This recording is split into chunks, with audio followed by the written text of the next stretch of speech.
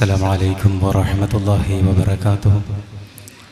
أعوذ بالله من الشيطان الرجيم. بسم الله الرحمن الرحيم. الحمد لله رب العالمين. اللهم صل وسلم وبارك على رسولك ونبيك محمد صلى الله عليه وسلم كما صليت وسلمت وباركت على سيدنا إبراهيم وعلى آل سيدنا إبراهيم في العالمين إنك حميد مجيد. അഭിവന്ദനായ ഈ മഹൽ സ്ഥാപനത്തിൻ്റെ ബഹുമാന്യനായ പ്രിൻസിപ്പൽ, ഈ സ്ഥാപനത്തെ ഇങ്ങനെ വളർത്തിക്കൊണ്ടുവരുന്നതിൽ ഭാരവാഹികളോടൊപ്പം അത്യധ്വാനം ചെയ്യുന്ന അബ്ദുർ റസാഖ് അൽ ഫൈദി അൽ വാഫി അവറുകളെ, ഈ വേദിയെ ധന്യമാക്കി ഇവിടെ ഇരിക്കുന്ന അഭിവന്ദനായ ഡോക്ടർ താജുദ്ദീൻ അസ്ഹരി അൽ വാഫി, അഭിവന്ദനായ മാമ്പ അശ്വഹദ വാഫി കോളേജിൻ്റെ പ്രിൻസിപ്പൽ ബുജൈർ അൽ വാഫി, ഈ സ്ഥാപനത്തെക്കുറിച്ചും അതിൻ്റെ പുരോഗമന പ്രവർത്തനത്തെക്കുറിച്ചും അതിൻ്റെ സേവന പരതയെക്കുറിച്ചുമൊക്കെ ഗദ്ഗദഖണ്ഡനായി സ്വാഗത ഭാഷണം നടത്തിയ ബഹുമാന്യരായ സ്ഥാപനത്തിൻ്റെ മാനേജർ, അപ്രകാരം ഈ സ്ഥാപനത്തിൻ്റെ ചാലകശക്തിയായി നിലകൊള്ളുന്ന ബഹുമാന്യനായ സുഹൃത്ത് നാസർ ഹാജി, MTMൻ്റെ അർഹാം അസംബ്ലിയുടെ ഖജാൻജി, വേദിയിലിരിക്കുന്ന സ്ഥാപനത്തിലെ ഉസ്താദുമാർ, സ്ഥാപനത്തിൻ്റെ അഭിവന്ദരായ ഭാരവാഹികൾ, ബഹുമാന്യരായ അതിഥികൾ, സർവോപരി സദസ്സിനെ ധന്യമാക്കിയ വാഫി സഹോദരങ്ങളെ, മാമ്പ കോളേജിലെയും ചൊക്ലി കോളേജിലെയും പ്രിയപ്പെട്ട വാഫി വിദ്യാർത്ഥികളെ, അഭിവന്ദരായ വിദ്യാർത്ഥിനികളെ, എല്ലാത്തിലുമുപരി ഇത്തരം നല്ല പ്രസ്ഥാനങ്ങളെ താൽപ്പര്യപൂർവ്വം നെഞ്ചേറ്റി പിന്തുണ നൽകിക്കൊണ്ടിരിക്കുന്ന അർഹാം മെമ്പർമാരും വാഫി അഭ്യുദയകാംക്ഷികളുമായ രക്ഷിതാക്കളെ, മാതാപിതാക്കളെ,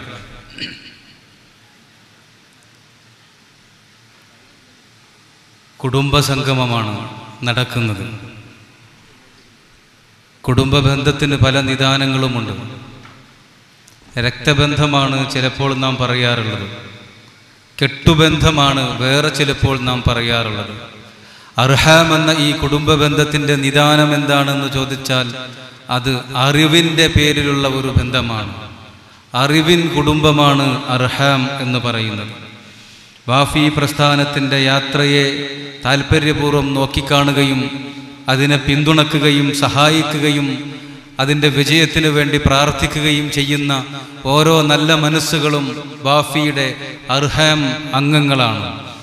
മെമ്പർഷിപ്പ് എടുത്തവർ മെമ്പർഷിപ്പ് എടുത്ത അംഗങ്ങളും മെമ്പർഷിപ്പ് എടുക്കാത്തവർ മെമ്പർഷിപ്പ് എടുക്കാത്ത അംഗങ്ങളുമാണ്.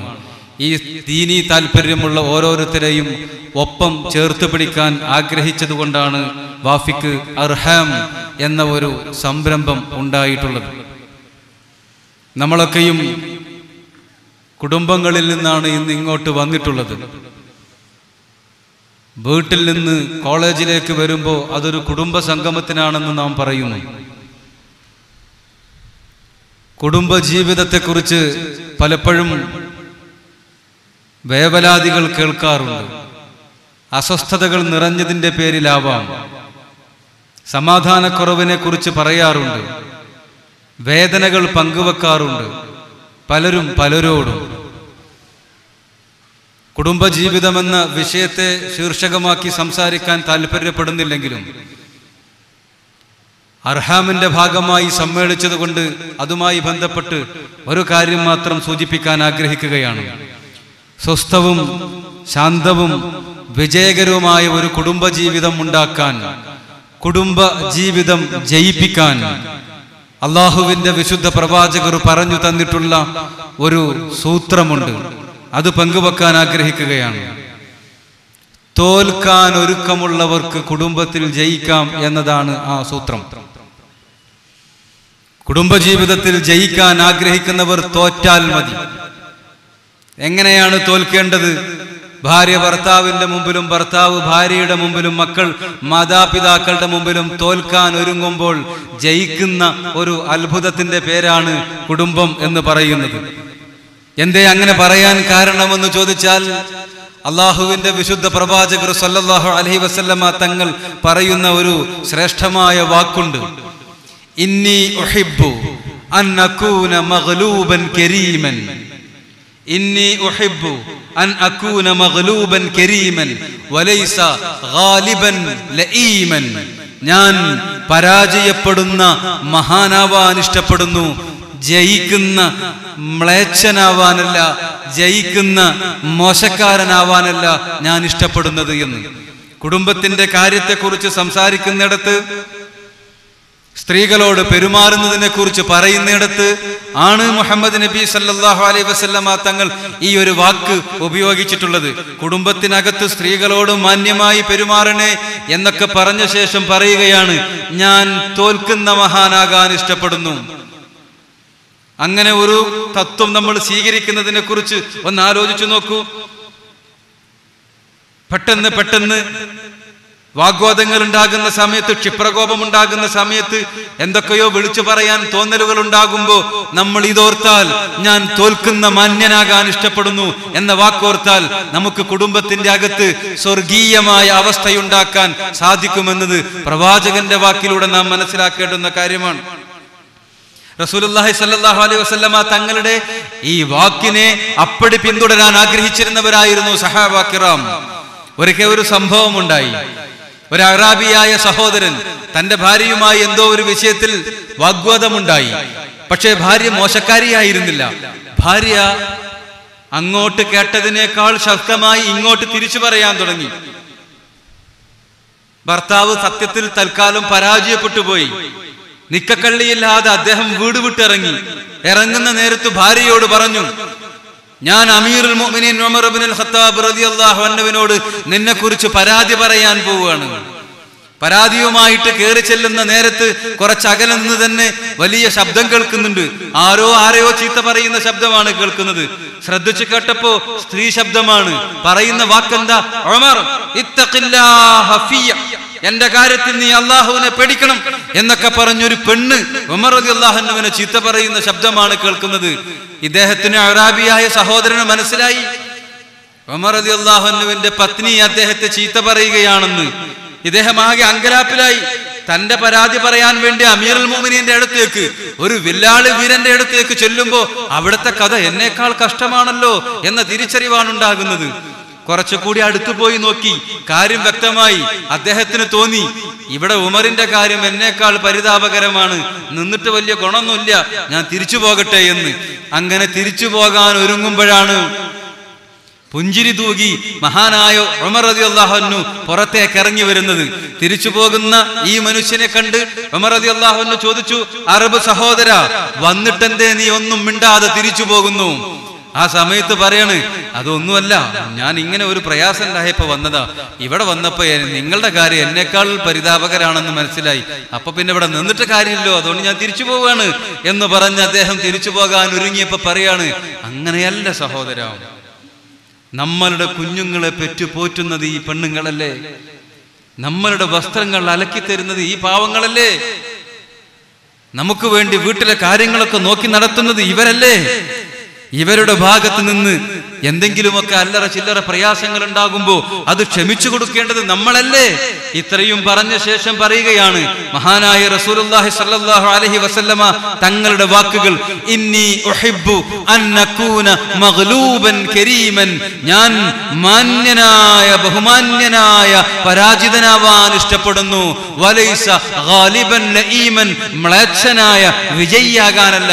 പെണ്ണുങ്ങളെ, ഉമർ റളിയല്ലാഹു അൻഹുവിനെ സംബന്ധിച്ചിടത്തോളം തന്റെ ഭാര്യയെ അടക്കി നിർത്താൻ ഒരൊറ്റ വാക്ക് മതി, ഒരൊറ്റ നോട്ടം മതി. ജസീറത്തുൽ അറബിന് വിറകൊള്ളിച്ച, മരുമല്ലന്മാരെ മുട്ടുകുത്തിച്ച, ബിലാൽ വീരനായ വിജഗീഷുവായ അദ്വിതീയ വ്യക്തിത്വത്തിന്റെ ഉടമസ്ഥനായ മഹാനായ അമീറുൽ മുഅ്മിനീൻ ഉമർ ഇബ്നുൽ ഖത്താബ് റളിയല്ലാഹു അൻഹുവിനെ സംബന്ധിച്ചിടത്തോളം ഒരു പെണ്ണിന്റെ മുമ്പിൽ പഞ്ചപുച്ഛമടക്കി നിൽക്കേണ്ട ആവശ്യമേ ഇല്ല. പക്ഷേ തോറ്റുകൊടുക്കുകയാണ്. എന്തുകൊണ്ട്? തോറ്റുകൊടുക്കുന്നതിന്റെ മാന്യത മനസ്സിലാക്കിയതുകൊണ്ട്, തോറ്റുകൊടുക്കുന്നതിന്റെ അന്തസ് തിരിച്ചറിഞ്ഞതുകൊണ്ട്. അവരുടെ മുമ്പിലല്ല ആളാവേണ്ടത്, പെണ്ണിന്റെ മുമ്പിലല്ല നീ നിന്റെ ധാർഷ്ട്യം കാണിക്കേണ്ടത് എന്ന തിരിച്ചറിവാണ്. മാന്യമായിട്ട് നിങ്ങൾ പെണ്ണുങ്ങളോട് പെരുമാറണേ. അഞ്ജുഷ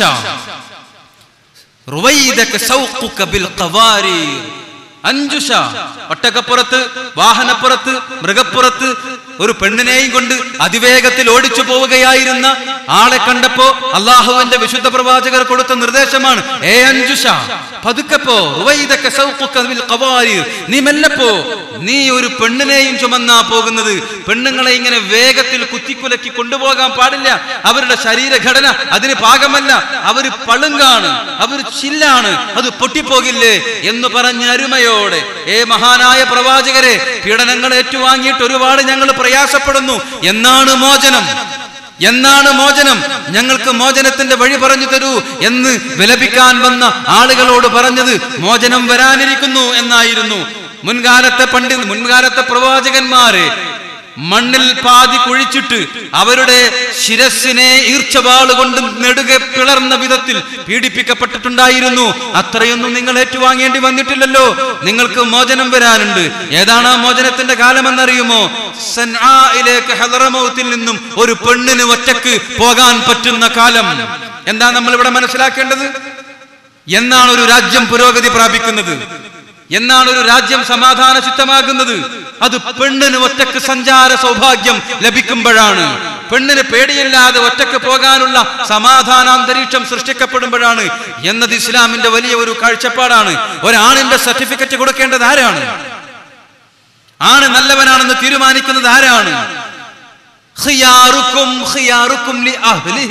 തന്റെ കുടുംബിനിയോട് ആരാണോ മാന്യമായി പെരുമാറുന്നത് അവനാണ് ആണുങ്ങളിൽ ഉത്തമൻ എന്ന് റസൂലുള്ളാഹി സ്വല്ലല്ലാഹു അലൈഹി വസല്ലം. ആണിന്റെ മേന്മക്ക് സർട്ടിഫിക്കറ്റ് പകരുന്നത് പെണ്ണ്. രാജ്യത്തിന്റെ സമാധാനാന്തരീക്ഷത്തിനും പുരോഗതിക്കും ആണിക്കല്ലായി വർത്തിക്കുന്നത് പെണ്ണ് സുരക്ഷിതമാകുന്നിടത്തെ ഇതെല്ലാം ഉണ്ടാകൂ എന്ന് അനുശാസിക്കുന്ന ഈ പരിശുദ്ധ മുഹമ്മദീയ മതത്തെ കുറിച്ച് പക്ഷേ മനസ്സിലാക്കാത്ത പലതും പറഞ്ഞുകൊണ്ടിരിക്കുന്നു. അത് നമ്മുടെ കൂടി തകരാറ് കൊണ്ടാണ്. നമ്മൾ ഇത് പറഞ്ഞു കൊടുക്കുന്നതിൽ കാണിക്കുന്ന പിശുക്ക് കൊണ്ടായിരിക്കാം.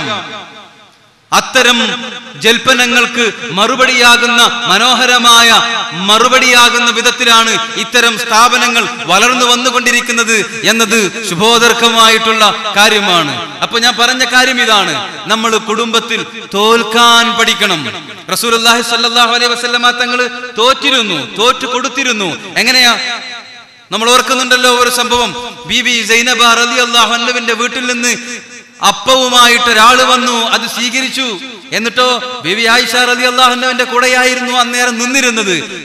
ഈ കിട്ടിയ പലഹാരം പാത്രത്തിലാക്കി ആയിഷ റളിയല്ലാഹു അൻഹയുടെ മുമ്പിലേക്ക് സ്നേഹത്തോടെ പങ്കുവെക്കാൻ നീട്ടിയപ്പോ അപ്പോഴുണ്ടായിരുന്ന എന്തോ ഒരു കുറുമ്പ്. അങ്ങനെ പറയുന്നത് ശരിയാണോ എന്നറിയില്ല. അപ്പോൾ ഉണ്ടായിരുന്ന ഒരു ദേഷ്യം, ആ ദേഷ്യം കാരണം സഹജമായ തന്റെ കുസൃതി അവിടെ ആയിഷ റളിയല്ലാഹു അൻഹ പ്രകടിപ്പിക്കുകയാണ്. അങ്ങനെ ഉണ്ടാവുമല്ലോ, കുറുമ്പ് പിടിച്ച് നിൽക്കണം, എനിക്ക് വേണ്ട നിങ്ങൾ ഈ സാധനം എന്നൊക്കെ പറഞ്ഞിട്ടൊരു തട്ട്. റസൂലുള്ളാഹിന്റെ തിരുകരങ്ങളിൽ നിന്ന് ഈ അപ്പപാത്രത്തെ ആയിഷ ബിബി തട്ടിക്കളഞ്ഞു. അത് താഴെ വീണ് ചെതറി.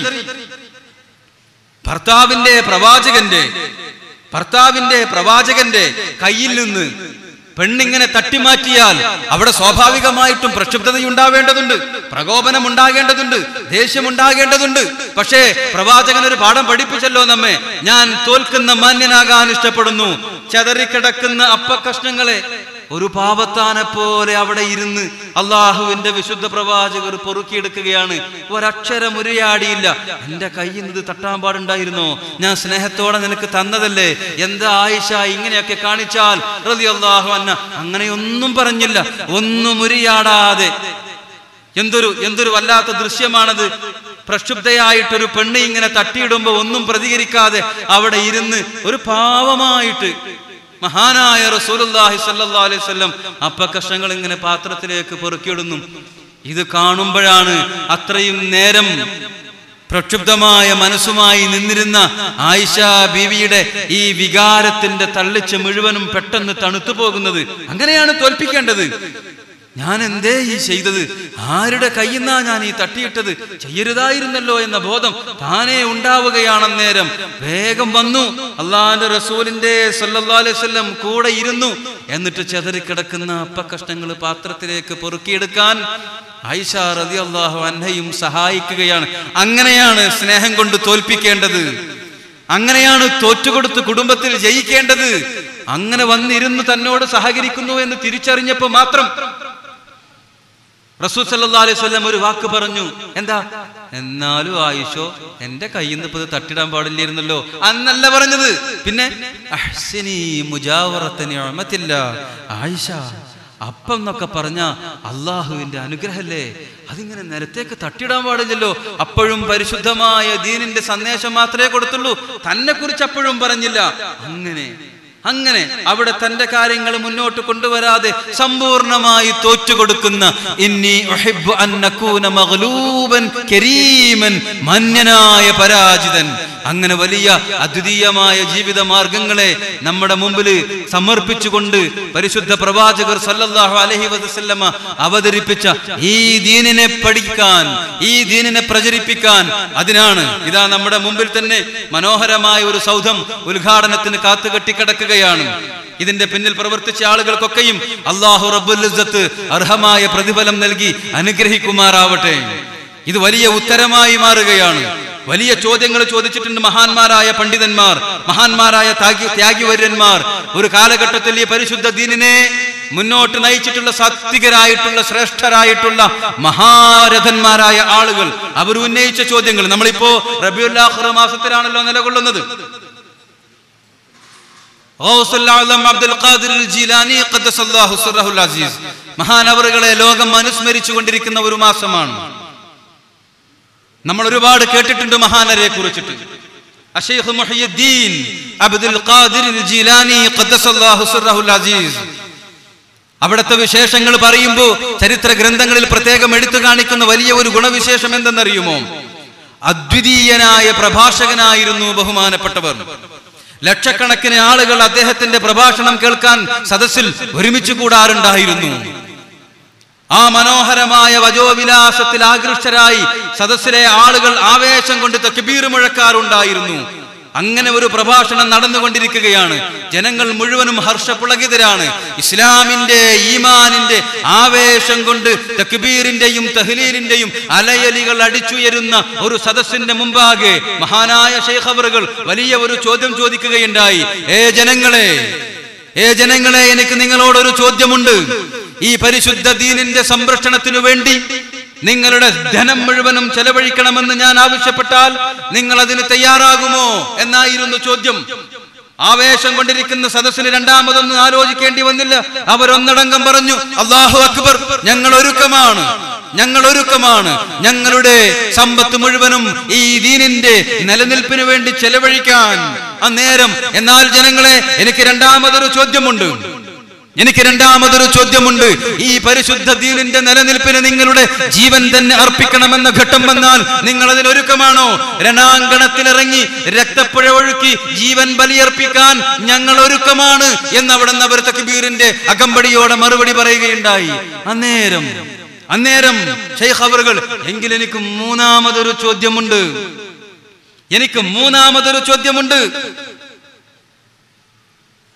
നിങ്ങൾ ആരെങ്കിലും പരിശുദ്ധ മുസ്ലിമായി ജീവിക്കാൻ ഒരുക്കമാണോ? ഞങ്ങൾ ധനം നൽകാം, ഞങ്ങൾ ജീവൻ നൽകാം എന്ന് ആവേശത്തോടെ തക്ബീറിന്റെ അകമ്പടിയോടെ ഏകഖണ്ഡമായി ഏകസ്വരരായി പറഞ്ഞ അതേ സദസ്സ് പക്ഷേ ഈ മൂന്നാമത്തെ ചോദ്യത്തിന്റെ മുമ്പിൽ സ്തബ്ധരായി പോവുകയായിരുന്നു. ജനം നിശബ്ദരായി പോവുകയായിരുന്നു. മുസ്ലിമായി ജീവിക്കാൻ നിങ്ങൾ ഒരുക്കമാണോ? ആ ചോദ്യം ഏതാണ്ട് 1000 ആണ്ട് കാലം വർഷങ്ങൾക്ക് മുമ്പുണ്ടായ ആ ചോദ്യത്തിന് ഉത്തരം നൽകാനുള്ള മഹനീയമായ എളിയ ശ്രമമാണ് MTM ചൊക്ലി വാഫി കോളേജ് അടക്കമുള്ള കേരളത്തിലെ പരിശുദ്ധ ദീനിന്റെ സ്ഥാപനങ്ങൾ ഓരോന്നും നിർവഹിച്ചു കൊണ്ടിരിക്കുന്നത്. എന്തേ അങ്ങനെ പറയാൻ കാരണം പരിശുദ്ധ മുസ്ലിമായി ജീവിക്കാൻ അവനവനെയും ജനങ്ങളെയും ജനതയെയും പാകപ്പെടുത്തുന്നതിന്റെ പിന്നിൽ പ്രവർത്തിക്കുന്നത് ദീനിന്റെ വെളിച്ചമാണ്, വഹയിന്റെ വെളിച്ചമാണ്. പരിശുദ്ധ ദീനിന്റെ നിലനിൽപ്പ് തന്നെ അറിവിലൂടെയാണ് എന്ന് മുഹമ്മദ് റസൂൽ സല്ലല്ലാഹു അലൈഹി വസല്ലം. ആലോചിച്ചാൽ അത്ഭുതം തോന്നിപ്പോകും.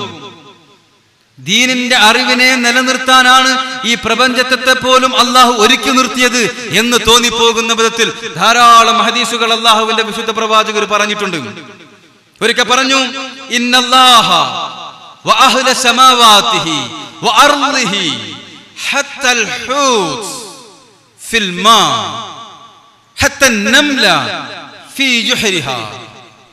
ആകാശലോകത്തെ അള്ളാഹുവും വാനലോകത്തെ മാലാഖമാരും ഇങ്ങ് ഭൂമിയിലെ സകല ചരാചരങ്ങളും എത്രത്തോളം, സാഗരങ്ങളിലെ വെള്ളത്തിലെ മത്സ്യങ്ങൾ പോലും മാളത്തിലെ ഉറുമ്പ് പോലും ജനങ്ങൾക്ക് നന്മ പഠിപ്പിച്ചു കൊടുക്കുന്ന ആളുകൾക്ക് വേണ്ടി പ്രാർത്ഥിച്ചുകൊണ്ടേയിരിക്കുന്നു. അങ്ങേ അറ്റത്ത് അള്ളാഹു, ഇങ്ങേ അറ്റത്ത് കണ്ണുകൊണ്ട് കാണുന്ന ചെറിയ ജീവിയായ ഉറുമ്പ്, വലിയത് മുതൽ ചെറിയത് വരെ എല്ലാം പ്രാർത്ഥിച്ചുകൊണ്ടേയിരിക്കുന്നു. ആർക്കു വേണ്ടി? ദീന് പറഞ്ഞ് പഠിപ്പിച്ചു കൊടുക്കുന്ന ആളുകൾക്ക് വേണ്ടി. പണ്ഡിതന്മാര് ചർച്ച ചെയ്യുന്നുണ്ട്, എന്തിനാ മീനിനെ പ്രത്യേകം എടുത്തു പറഞ്ഞത്? മത്സ്യത്തിന് എന്താ പ്രത്യേകത? നാവില്ലാത്ത മത്സ്യത്തിന് ചൊല്ലിപ്പറയാൻ നാവ് വേണ്ടേ? നാവില്ലെങ്കിൽ പോലും നീയും പ്രാർത്ഥിക്കണം എന്ന് മത്സ്യത്തോട് അള്ളാഹുവിന്റെ ആഹ്വാനമുണ്ട്. അത്രമേൽ പ്രപഞ്ചത്തെ പാകപ്പെടുത്തിയിരിക്കുകയാണ്. കാരണം പണ്ഡിതന്മാർ നിലനിൽക്കണം, അറിവ് പകർന്നു കൊടുക്കുന്നവർ നിലനിൽക്കണം. അത് ഈ ദീനിന്റെ അതുവഴി പ്രപഞ്ചത്തിന്റെ നിലനിൽപ്പിന് ആവശ്യമാണ് എന്ന് ചുരുക്കം. എന്നാലോ ഇനി അത് പഠിപ്പിക്കുന്നവരുടെ കാര്യമാണെങ്കിൽ പഠിക്കുന്നവരുടെ കാര്യത്തിലോ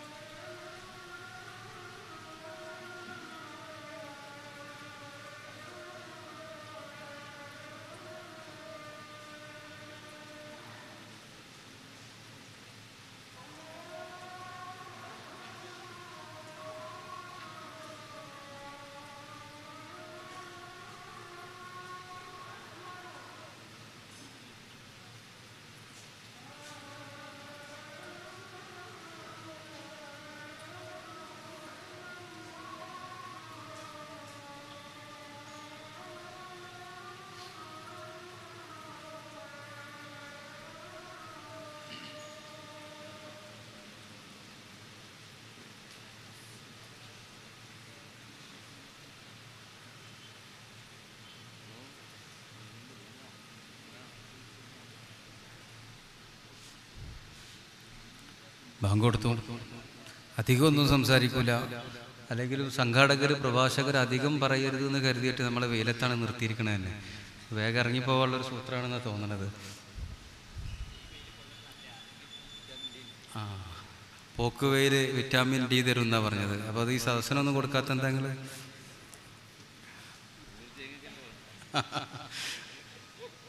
അല്ല,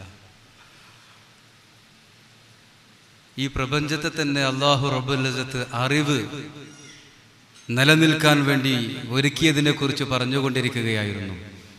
പഠിച്ചുകൊണ്ടിരിക്കുന്ന മക്കളുടെ കാര്യത്തിൽ പ്രപഞ്ചം എന്ത് ചെയ്തുകൊണ്ടിരിക്കുന്നു എന്ന് ചോദിച്ചാൽ യസ്തഗ്ഫിറു ലഹു കുല്ലു റത്ബിൻ വയാബിസ്. ദീന് പഠിച്ചുകൊണ്ടിരിക്കുന്ന ആളുകൾക്ക് വേണ്ടി പ്രപഞ്ചത്തിലെ സകല പച്ചയും സകല ഉണങ്ങിയതും പാപമോചനത്തിനു വേണ്ടി പ്രാർത്ഥിച്ചുകൊണ്ടേയിരിക്കുന്നു. കുഞ്ഞുങ്ങൾക്ക് പണി ക്ലാസ് റൂമിനകത്ത് പഠിക്കലാണ്. പക്ഷേ ഇവിടത്തെ പുൽക്കൊടികൾക്ക് ഇലകൾക്ക് എല്ലാം പണി. അതിലേറ്റവും കൗതുകമുള്ള കാര്യം, നമ്മളൊക്കെ ഉണങ്ങിപ്പോയി എന്ന് കരുതുന്ന കരിയിലകൾക്ക് പോലും അള്ളാഹു വിടുതി കൊടുത്തില്ല. നീയും പൊറുക്കലിനെ തേടിക്കൊണ്ടിരിക്കണം പഠിക്കുന്ന കുട്ടിക്ക് വേണ്ടി. ഓരോ പുൽനാമ്പുകളും, അതൊരു കണ്ണൂർ ജില്ലയിലെ പുൽനാമ്പ് മാത്രമല്ല, ലോകത്ത് എവിടെയൊക്കെ പച്ചയുണ്ടോ, ലോകത്ത് എവിടെയൊക്കെ പുൽക്കൊടിയുണ്ടോ, ലോകത്ത് എവിടെയൊക്കെ ഇലകളുണ്ടോ, അത് കരിഞ്ഞതാവട്ടെ പച്ചപ്പുള്ളതാവട്ടെ, എല്ലാം എല്ലാം അല്ലാഹുവേ ദീൻ പഠിക്കുന്ന ആ മുതഅല്ലിമീങ്ങൾക്ക് നീ പുറത്തു കൊടുക്കണേ എന്ന് പ്രാർത്ഥിച്ചു കൊണ്ടിരിക്കുന്നു. കാരണം അതിന്റെ ആളുകൾ ഉണ്ടായേ പറ്റൂ, അവർ പരിശുദ്ധരായി നിലനിന്നേ പറ്റൂ. അൽ ഇൽമു ഹയാത്തുൽ ഇസ്ലാം. എന്നാൽ ഇത്രയൊക്കെ ഒരുക്കി വെച്ചു. അതേ സമയത്ത് ദീന് പഠിക്കാൻ സന്ദർഭം കിട്ടിയിട്ട് അതിനെ അവഗണിക്കുന്ന ആളുകളുടെ കാര്യമോ, അതും വിശുദ്ധ പ്രവാചകർ സല്ലല്ലാഹു അലൈഹി വസല്ലം പറഞ്ഞിരിക്കുന്നു. മൻ അതൽ ഖുർആന, ദീന് പഠിക്കാൻ സന്ദർഭം ലഭിച്ചു, അപ്പോഴോ ഫറഅ അന്ന അഹദൻ ഗൈറഹു ഖദ് അതാ ഖൈറൻ മിൻഹു, അവന് തോന്നുകയാണ് ഇതിനേക്കാൾ നല്ലത് വേറെ ചില ആളുകൾക്ക് കിട്ടിക്കൊണ്ടിരിക്കുന്നുണ്ട് എന്ന്. ദീന് പഠിക്കാൻ വരുന്ന ഒരു വിദ്യാർത്ഥിക്ക് തോന്നുകയാണ് ഇതിൽ പരം നല്ല വിദ്യാഭ്യാസം മറ്റു ചിലതാണ് എന്ന് തോന്നി അവൻ പാതി വഴിയിൽ പഠനം നിർത്തിപ്പോവുകയാണെങ്കിൽ അവനെ കുറിച്ച് വിശുദ്ധ പ്രവാചകർ പറയുന്നത് ഫഖദ് ഹഖറ മാ അല്ലമല്ലാഹ്, അവൻ അല്ലാഹു ആദരിച്ചതിനെ നിന്ദിച്ചവനാണ് എന്നാണ്. ഇത് നമ്മുടെ നാട്ടിൻപുറത്ത് സാധാരണ കണ്ടുകൊണ്ടിരിക്കുന്ന ഒരു കാഴ്ച കൂടിയാണ്. മദ്രസ വിദ്യാഭ്യാസത്തെ പോലും ആളുകൾ പലപ്പോഴും അവഗണിക്കാറുണ്ട്. എന്തിന്റെ പേരിലാണ്? എ+ന്റെ എണ്ണം കുറഞ്ഞു പോകുമോ എന്ന് പേടിച്ചിട്ടാണ്. വലിയ തെറ്റാണത്. ദീനിന്റെ പഠനം നടത്തുകയാണെങ്കിൽ അതിന്റെ കാരണത്താൽ ഭൗതിക പഠനത്തിന് നഷ്ടം വന്നു പോകുമോ എന്നത് തികച്ചും തെറ്റായ ധാരണയാണ് എന്നതിന്റെ തെളിവും ഉദാഹരണവുമാണ് ഈ കോളേജ്. ഇതുപോലുള്ള ഒരുപാട് വാഫി കോളേജുകൾ ഭൗതിക വിദ്യാർത്ഥികൾ പഠിക്കുന്ന സമയത്തേക്കാൾ ഒരു പീരീഡ് അധികം മാത്രമാണ് വാഫി കോളേജുകൾ എടുത്തുകൊണ്ടിരിക്കുന്നത്. 7:30 തുടങ്ങുന്നു, 3:15 അവസാനിക്കുന്നു. അവിടെ 9:30 തുടങ്ങുന്നു, 4 മണിക്ക് അവസാനിക്കുന്നു. ഇതേ സിസ്റ്റം, ഒരു പീരീഡിന്റെ വ്യത്യാസം മാത്രം. ഇതിന്റെ അകത്ത് 2 വിദ്യകൾ ഇവർ പഠിക്കുമ്പോൾ അവരുടെ +1ന്റെയും +2വിന്റെയും റിസൾട്ട് വരുമ്പോൾ സാധാരണ +1ഉം +2ഉം മാത്രം പഠിക്കുന്ന വിദ്യാർത്ഥികളെക്കാൾ കൂടുതൽ മാർക്ക് വാങ്ങി കൂടുതൽ വിജയശതമാനം പ്രദർശിപ്പിക്കാൻ ഇവർക്ക് സാധിക്കുമ്പോൾ ആര് പറഞ്ഞു മതപഠനം ഭൗതിക പഠനത്തിന് തടസ്സമാണ് എന്ന്? ഒരിക്കലുമല്ല. മാത്രമല്ല, നമ്മളൊരു കാര്യം മനസ്സിലാക്കേണ്ടതുണ്ടല്ലോ, അള്ളാഹുവിന്റെ ഭൂമിയാണ്, അള്ളാഹുവിന്റെ അടിമകളാണ്. അള്ളാഹു സമ്മാനിക്കുന്ന വിജയങ്ങളെ നമുക്ക് കിട്ടാനുള്ളൂ. തുഅ്തിൽ മുൽക മൻ തശാ വതൻസിഉൽ മുൽക മിമ്മൻ തശാ വതുദില്ലു മൻ വതുഇസ്സു മൻ തശാ വതുദില്ലു മൻ തശാ ബിയദികൽ ഖൈർ. അള്ളാഹു വിശുദ്ധ ഖുർആനിൽ പറയുന്നു, അള്ളാഹു ഉദ്ദേശിച്ച ആളുകൾക്ക് അള്ളാഹു അധികാരം നൽകുന്നു. അള്ളാഹുവാണ് അധികാരത്തിൽ നിന്നിറക്കുന്നവൻ, അള്ളാഹു തന്നെയാണ് പ്രതാപം നൽകുന്നവൻ, അള്ളാഹു തന്നെയാണ് നിന്ദ്യത നൽകുന്നവനും. എല്ലാ ഗുണങ്ങളും എല്ലാ പുണ്യങ്ങളും അള്ളാഹുവിന്റെ കൈകളിലാണുള്ളത്. അപ്പൊ പിന്നെ നമ്മൾ A+ ആഗ്രഹിച്ച് അള്ളാഹുവിന്റെ ദീനിനെ ചെറുതാക്കി മാറി നിൽക്കുമ്പോ എന്താ സംഭവിക്കുന്നത്? ഫഖദ് ഹഖറ മാ അല്ലമല്ലാഹ്. 2-4 ദിനം കൊണ്ടൊരുത്തനെ തണ്ടലേറ്റി നടത്തുന്നതും ഭവാൻ, മാളികാമുകളേറിയ മന്നന്റെ തോളിൽ മറാപ്പ് കേറ്റുന്നതും ഭവാൻ, കണ്ടങ്ങിരിക്കും ജനത്തിനെ കണ്ടില്ലെന്നു വരുത്തുന്നതും ഭവാൻ. എല്ലാം ചെയ്യുന്ന സൃഷ്ടികർത്താവായ അല്ലാഹു നമ്മെ സഹായിക്കാനുണ്ട് എന്ന വിശ്വാസത്തോടെ പരിശുദ്ധ ദീനിന്റെ പഠനത്തിന് ഇറങ്ങി പുറപ്പെട്ട ആളുകളാണ്, അവരെ സഹായിക്കുന്ന രക്ഷിതാക്കളാണ് ഈ സദസ്സിൽ സമ്മേളിച്ചിരിക്കുന്നത് എങ്കിൽ ഈ പരിശുദ്ധ ദീനിന്റെ വഹയിന്റെ വെളിച്ചത്തെ നിലനിർത്താനുള്ള വലിയ ശ്രമമാണ് ഈ സ്ഥാപനം നിർവഹിക്കുന്നത് എന്ന തിരിച്ചറിവിലൂടെയാണ് നമ്മൾ ഇതിന്റെ കൂടെ സന്തത സഹചാരികളായി നിലകൊള്ളാൻ ആഗ്രഹിച്ചിട്ടുള്ളത്. ഞാൻ വിദ്യാർത്ഥികളെ കുറിച്ചും പറഞ്ഞു, അധ്യാപകരെ കുറിച്ചും പറഞ്ഞു. ഇനി രക്ഷിതാക്കളുടെ അവസ്ഥയോ? ദീനിനെ പഠിക്കാൻ തന്റെ മക്കളെ നിയോഗിക്കുന്ന രക്ഷിതാക്കൾക്ക് കിട്ടുന്ന ഗുണമെന്താണ്? വിശുദ്ധ പ്രവാചകരെ തന്നെ വീണ്ടും ഉദ്ധരിക്കട്ടെ. മഹാനായ റസൂലുള്ളാഹി സ്വല്ലല്ലാഹു അലൈഹി വസല്ലമ തങ്ങൾ അനുയായികൾക്കൊരു വേള പറഞ്ഞു കൊടുക്കുകയാണ്. ദീനീ പഠനത്തിന്റെ മഹാത്മ്യം എന്തുമാത്രം വലുതാണ് എന്ന് തിരിച്ചറിയാൻ സഹായിക്കുന്ന ഒരു സംഭവം. പൂർവകാലത്ത്, പൂർവ പ്രവാചകന്മാരുടെ കാലത്ത് ഒരു മനുഷ്യൻ, കൊടും പാപിയായ ഒരു മനുഷ്യൻ മരിച്ചുപോയത്രേ. അല്ലാഹു റബ്ബുൽ ഇസ്സത്ത് മലായികത്തെ കിറാമിനോട് പറഞ്ഞു, ഈ മനുഷ്യനെ നിങ്ങൾ ഖബറിൽ കഠിനമായി ശിക്ഷിക്കണം, അവൻ കൊടും പാതകം ചെയ്തവനാണ് എന്ന്. അതനുസരിച്ച് മലക്കുകൾ അദ്ദേഹത്തെ കഠിനമായി ശിക്ഷിച്ചു കൊണ്ടിരിക്കുകയായിരുന്നു. വർഷങ്ങൾക്ക് ശേഷം അള്ളാഹുവിന്റെ ഭാഗത്ത് നിന്ന് പുതിയ ഒരു അറിയിപ്പ് കിട്ടുകയാണ്. മലായികത്തെ, നിങ്ങൾ അദ്ദേഹത്തെ ശിക്ഷിക്കരുതേ എന്ന്. മലായികത്ത് കൗതുകത്തോടെ ചോദിച്ചു, ഇത്രയും കാലം കഠിനമായി ശിക്ഷിക്കണമെന്ന് അറിയിപ്പ് കിട്ടി, ഇപ്പോഴിതാ അത് നിർത്തിവെക്കാൻ പറയുന്നു, എന്തേ പ്രത്യേകിച്ച് സംഭവിച്ചത്? അള്ളാഹു പറയുകയാണ്, റസൂൽ സല്ലല്ലാഹു അലൈഹി വസല്ലം സഹാബത്തിന് പറഞ്ഞു കൊടുക്കുകയാണ്, ഈ മനുഷ്യൻ മരിക്കുന്ന നേരത്ത് അയാളുടെ ഭാര്യ ഗർഭിണിയായിരുന്നു. ആ ഭാര്യ പിന്നീട് പ്രസവിച്ചു, കുഞ്ഞു വലുതായി. ആ കുഞ്ഞിനെ അവന്റെ പ്രിയപ്പെട്ട മാതാവ് ദീന് പഠിക്കാൻ ഉസ്താദിന്റെ അടുത്ത് കൊണ്ടുവന്നാക്കിയിരിക്കുന്നു. ആ അരുമ പൈതല് ഉസ്താദിന്റെ മുമ്പിൽ ഇരിക്കുമ്പോ ഉസ്താദ് അവന് ചൊല്ലിക്കൊടുക്കുകയാണ്, ബിസ്മില്ലാഹിർ റഹ്മാനിർ റഹീം, കാരുണ്യവാനായ അല്ലാഹ്, കരുണാവാരിധിയായ അല്ലാഹ്, നിന്റെ നാമത്തിൽ ഞാൻ തുടങ്ങുന്നു എന്ന്. അല്ലാഹു മലായികത്തിനോട് പറയുകയാണ്, ഒരു പാവം പൈതൽ എന്റെ കാരുണ്യത്തെ വാഴ്ത്തി പറയുമ്പോ അവന്റെ പിതാവിനെ അവൻ പാർക്കുന്ന മണ്ണിന്റെ ചോട്ടിൽ ഞാൻ എങ്ങനെ ശിക്ഷിച്ചു കൊണ്ടിരിക്കും? അവന്റെ പിതാവ് അലമുറയിട്ട് കരഞ്ഞുകൊണ്ടിരിക്കുകയാണെന്ന് അവൻ അറിഞ്ഞാൽ പിന്നെ എവിടെ എന്റെ കാരുണ്യം? അതുകൊണ്ട് ഇന്ന് മുതൽ അവന്റെ ശിക്ഷ നിർത്തണേ എന്ന് മലായികത്തിന് അല്ലാഹു റബ്ബുൽ ഇസ്സത്ത് നിർദ്ദേശം കൊടുക്കുന്നു. മകൻ ഒരു ബിസ്മി ചെല്ലുമ്പോഴേക്ക് മാതാവിന്റെയും പിതാവിന്റെയും ശിക്ഷയെ സമ്പൂർണമായി നിർത്തിവെക്കുന്ന വിധം മാതാപിതാക്കൾ അനുഗ്രഹിക്കപ്പെടുമെങ്കിൽ എത്രയോ ബിസ്മി ചെല്ലുന്ന, എത്രയോ സൂക്തങ്ങൾ ഓതുന്ന, എത്രയോ ഹദീസുകൾ പഠിക്കുന്ന നമ്മളുടെ മക്കളുടെ പഠനം വഴി മാതാപിതാക്കൾക്ക് ലഭിക്കുന്ന സൗഭാഗ്യം അതെത്ര വലുതാണെന്ന് പ്രത്യേകം എടുത്തു പറയേണ്ടതില്ലല്ലോ. അല്ലാഹു റബ്ബുൽ ഇസ്സത്ത് അത്തരം വിദ്യാർത്ഥികളുടെ കൂട്ടത്തിൽ നമ്മളുടെ മക്കളെയും ചേർത്ത് അനുഗ്രഹിക്കുമാറാവട്ടെ. നമ്മുടെ മക്കളെ ഇങ്ങനെയുള്ള സ്ഥാപനങ്ങളിൽ ചേർത്തുക വഴി നമുക്ക് കിട്ടിയത് ഇത്തരം സ്ഥാപനങ്ങൾ ധാരാളം ഉണ്ടാവാനും അത് ഗംഭീരമായി വിജയിക്കാനും അതിലേക്ക് പുതിയ തലമുറ കൂടുതൽ ആകർഷകരായി കടന്നു വരാനും എന്തൊക്കെ നമുക്ക് ചെയ്യാൻ സാധിക്കുമോ അതൊക്കെ തീർച്ചയായും നാം ചെയ്യേണ്ടതുണ്ട്. എന്തുകൊണ്ടെന്നാൽ ഈ വിനീതനയുടെ ഒരാഴ്ച മുമ്പ് ഡൽഹിയിൽ പോവാൻ അവസരമുണ്ടായി. 3-4 ദിവസത്തെ ഒരു യാത്രയായിരുന്നു. JNU എന്നറിയപ്പെടുന്ന ജവഹർലാൽ നെഹ്റു യൂണിവേഴ്സിറ്റിയിലും അതിന്റെ പരിസര പ്രദേശത്തുമൊക്കെ കറങ്ങിക്കാണാൻ അവസരം കിട്ടിയപ്പോ അവിടുത്തെ ജീവിത ശൈലികൾ കണ്ട് അന്തിച്ചു നിന്നുപോയിട്ടുണ്ട്. രാത്രി സമയത്ത് 11 മണിക്കും 12 മണിക്കും JNUവിലെ കുട്ടികളുടെ, നമ്മുടെ വാഫി വിദ്യാർത്ഥികൾ പഠിക്കുന്ന ഹോസ്റ്റലുകളിലേക്ക് ചെല്ലുന്ന സമയത്ത് വഴിയോരങ്ങളിൽ ഡൽഹിയിലെ തെരുവിൽ പോലും വിദ്യാർത്ഥികൾ കൊടും മഞ്ഞത്ത് പോലും സംസാരിച്ചു കൊണ്ടിരിക്കുന്ന പെൺകുട്ടികളെ കാണുന്നു. ഡൽഹി യൂണിവേഴ്സിറ്റിയുടെ ശൗചാലയത്തിന്റെ പരിസരത്ത് വലിയ ബോക്സുകൾ സ്ഥാപിച്ചു വെച്ചിരിക്കുന്നു. അതിന്റെ പുറത്ത് എന്താ ബോക്സ്? ഗർഭനിരോധന ഉറകൾ നിറച്ചു വെച്ച ബോക്സുകൾ സ്ഥാപിച്ചു വെച്ചിരിക്കുന്നു. അതിന്റെ പുറത്ത് എഴുതി വെച്ചിരിക്കുന്ന വാചകം എന്താണ്? ലൈംഗികതയാവാം, പക്ഷേ സുരക്ഷിതത്വത്തോടെ. ഇരുളിൽ നിന്ന് മനുഷ്യനെ വെളിച്ചത്തിലേക്ക് നയിക്കുന്നു എന്ന് പറയപ്പെടുന്ന വിദ്യാഭ്യാസത്തിന് വേണ്ടി ഉയർന്നിട്ടുള്ള മഹാസൗധങ്ങളുടെ അകത്തളങ്ങളിൽ, ശൗചാലയങ്ങളുടെ പരിസരത്ത് വെച്ചിരിക്കുന്ന ബോക്സുകളിലെ വാക്കുകൾ ഇതാണ് എങ്കിൽ ഏതു തരം വെളിച്ചത്തിലേക്കാണ് അവർ കടന്നു പോകുന്നത് എന്ന് നമ്മൾ ആശ്ചര്യപ്പെടേണ്ടതില്ലേ?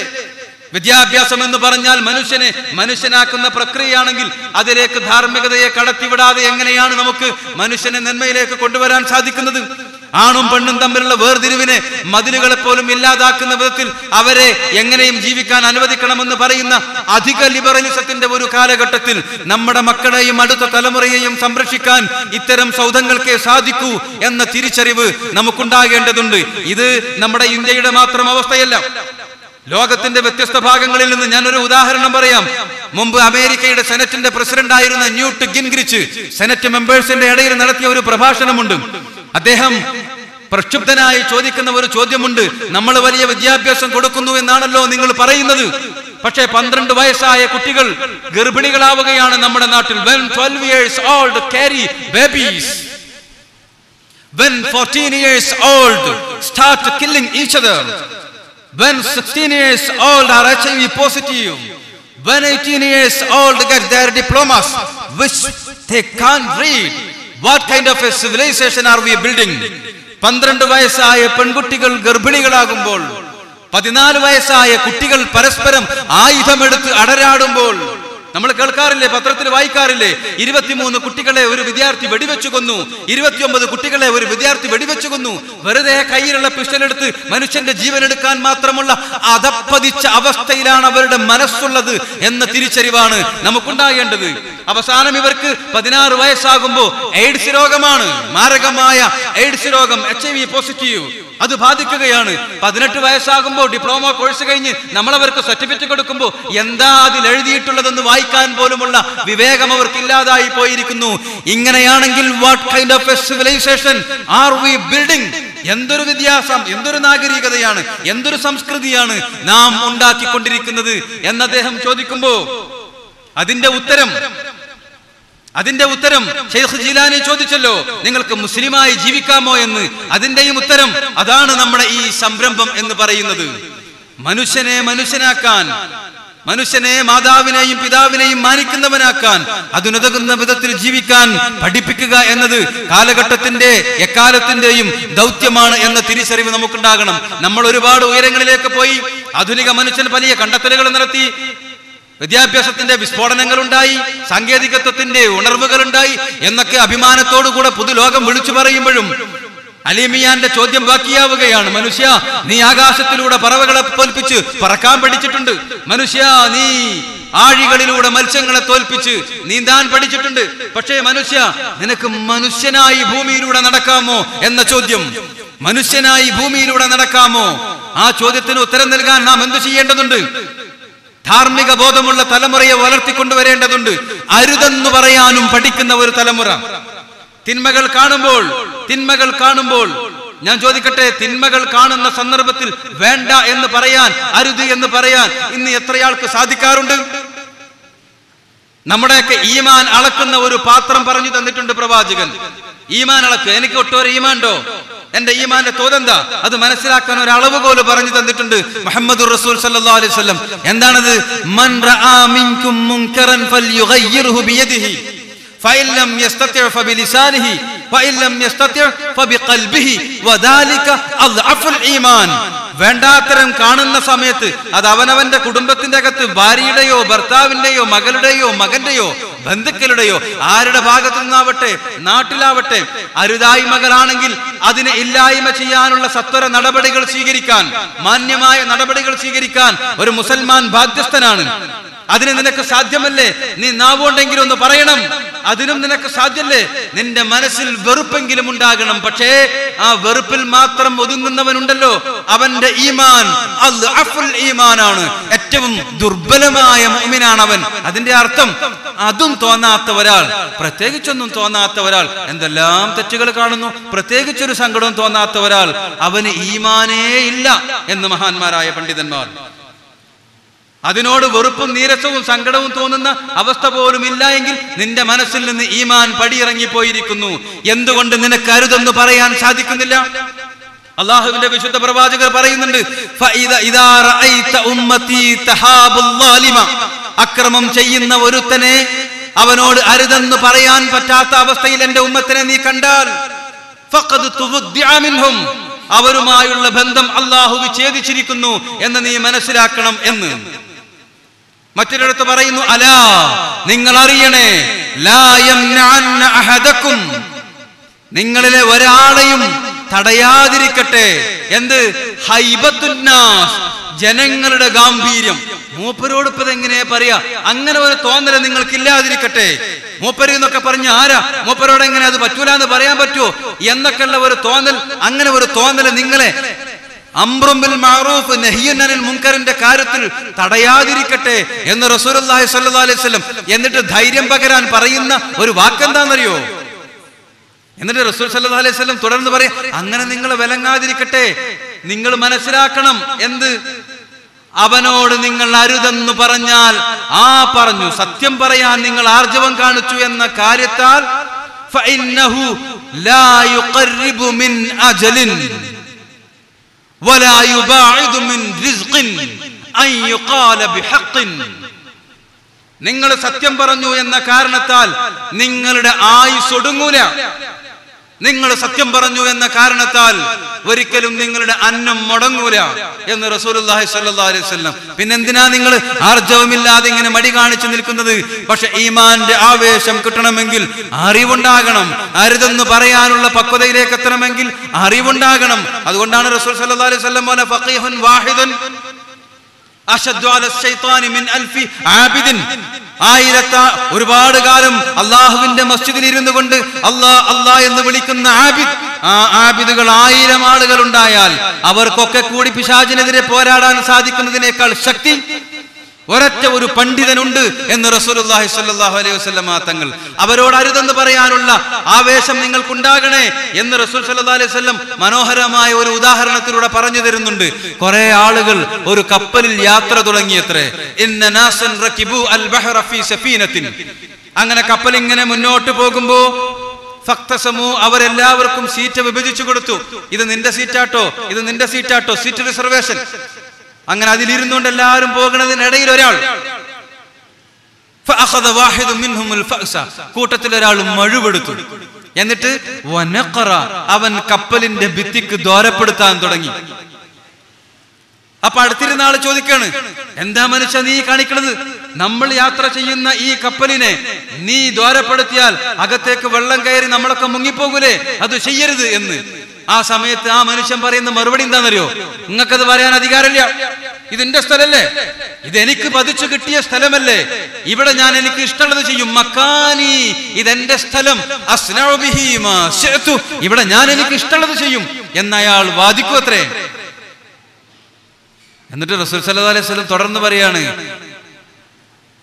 അവരെങ്ങാനും അവന്റെ സ്ഥലമാണെന്ന് വാദിച്ചപ്പോ എന്നാ പിന്നെ നമ്മളിപ്പോ എന്താ കാട്ടുക? ഇത് മൂപ്പര സ്ഥലമാണെന്നാ മൂപ്പര് പറഞ്ഞത്, എന്നാ പിന്നെ മൂപ്പരെന്താ കാട്ടിക്കോട്ടെ എന്ന് പറഞ്ഞു മാറി നിന്നാൽ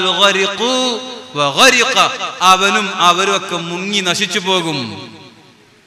അതേ സമയത്തോ അവരവന്റെ കൈ പിടിച്ച് അരുതെന്ന് പറഞ്ഞവനെ തടഞ്ഞാൽ അവനും അവരും ഒക്കെ രക്ഷപ്പെടും ചെയ്യും. അതുകൊണ്ട് പ്രവാചകൻ താക്കീത് ചെയ്യുന്നു, നിങ്ങൾ നിങ്ങളുടെ വിഡ്ഢികളുടെ കരങ്ങൾ പിടിച്ചു വെക്കണേ. ചുംബന സമരം നടത്തിയ ആളുകളൊക്കെ ചെയ്തത് വലിയ തെറ്റായിരുന്നു. അവർ സ്വാതന്ത്ര്യമാണ് അതിന്റെ പിന്നിൽ വാദിച്ചിരുന്നത്. അവരെ വിഡ്ഢികളെന്നാണ് പ്രവാചകർ വിശേഷിപ്പിക്കുന്നത്. വിഡ്ഢികളുടെ കരം പിടിച്ചു വെക്കണേ. അരുതായ്മകൾ, അതിന് സദാചാര പോലീസ് എന്ന് പറഞ്ഞ് ആക്ഷേപിക്കേണ്ട ആവശ്യമൊന്നുമില്ല. നല്ല കാര്യങ്ങൾ നല്ല വിധത്തിൽ ഡിപ്ലോമാറ്റിക് ആയിട്ട് രാജ്യത്തിന്റെ നിയമ സംഹിതകളിൽ ഒതുങ്ങി നിന്നുകൊണ്ട് അതിനെ നിർത്തലാക്കാനുള്ള ശ്രമങ്ങൾ നടത്തുക എന്നത് ധാർമ്മിക ബോധമുള്ള ഓരോരുത്തരുടെയും ബാധ്യതയാണ്. അതുകൊണ്ട് വിഡ്ഢികളുടെ കരങ്ങൾ നിങ്ങൾ പിടിച്ചു വെക്കണേ എന്ന് റസൂലുള്ളാഹി സ്വല്ലല്ലാഹു അലൈഹി വസല്ലമ അധർമ്മത്തിനെതിരെ കലഹം പ്രഖ്യാപിക്കാനുള്ള ആഹ്വാനമാണ് ഇത് എങ്കിൽ ധർമ്മത്തിന്റെ പേരിൽ ചെങ്കോട്ടകൾ കെട്ടാൻ നമുക്ക് സാധിക്കേണ്ടതുണ്ട്.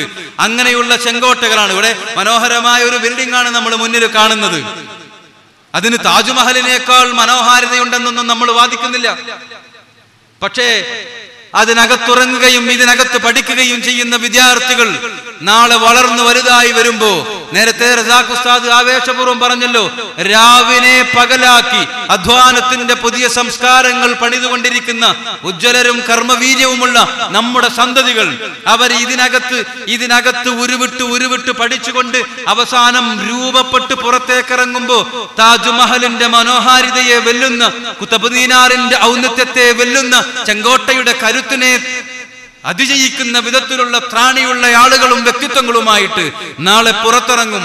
അതിനുള്ള എല്ലാ പിന്തുണയും കൊടുക്കാൻ നമുക്ക് സാധിക്കേണ്ടതുണ്ട്. പ്രവാചകർ ഇവരെ കുറിച്ച് വാചാലരായി, മതം പഠിക്കുന്ന വിദ്യാർത്ഥികളെ കുറിച്ച് വാചാലനായി പല സമയത്തും പറഞ്ഞിട്ടുണ്ട്. ഒരിക്കൽ പറയാണ്, ഇതിപ്പോ കമ്മിറ്റിക്കാരും നാട്ടുകാരും അർഹം മെമ്പർമാരും മാതാപിതാക്കളും ഒക്കെ കേൾക്കേണ്ടുന്ന ഒരു ഹദീസാണ്. എന്താ പറഞ്ഞത് റസൂലുള്ളാഹി സ്വല്ലല്ലാഹു അലൈഹി വസല്ലം? ഇർഹമൂ താലിബൽ ഇൽമ്, ദീൻ പഠിക്കുന്ന കുഞ്ഞുങ്ങളോട് നിങ്ങൾ കാരുണ്യം കാണിക്കണേ. ഫഇന്നഹു മത്ഊബുൽ ബദൻ, അവൻ ശരീരം ക്ഷീണിച്ചവനാണ്. എന്തിനാ അവൻ ശരീരം ക്ഷീണിക്കണ്? ഇപ്പതോ ഇവരിവിടെ വലിയ റൂമുണ്ടാക്കി അതില് ഓഡിയോ വിഷ്വൽ സൗകര്യങ്ങൾ ഏർപ്പെടുത്തി സ്മാർട്ട് റൂം ഉണ്ടാക്കുകയാണ്. തകൃതിയായി അതിന്റെ പണി മേലെ നടന്നുകൊണ്ടിരിക്കുകയാണ്.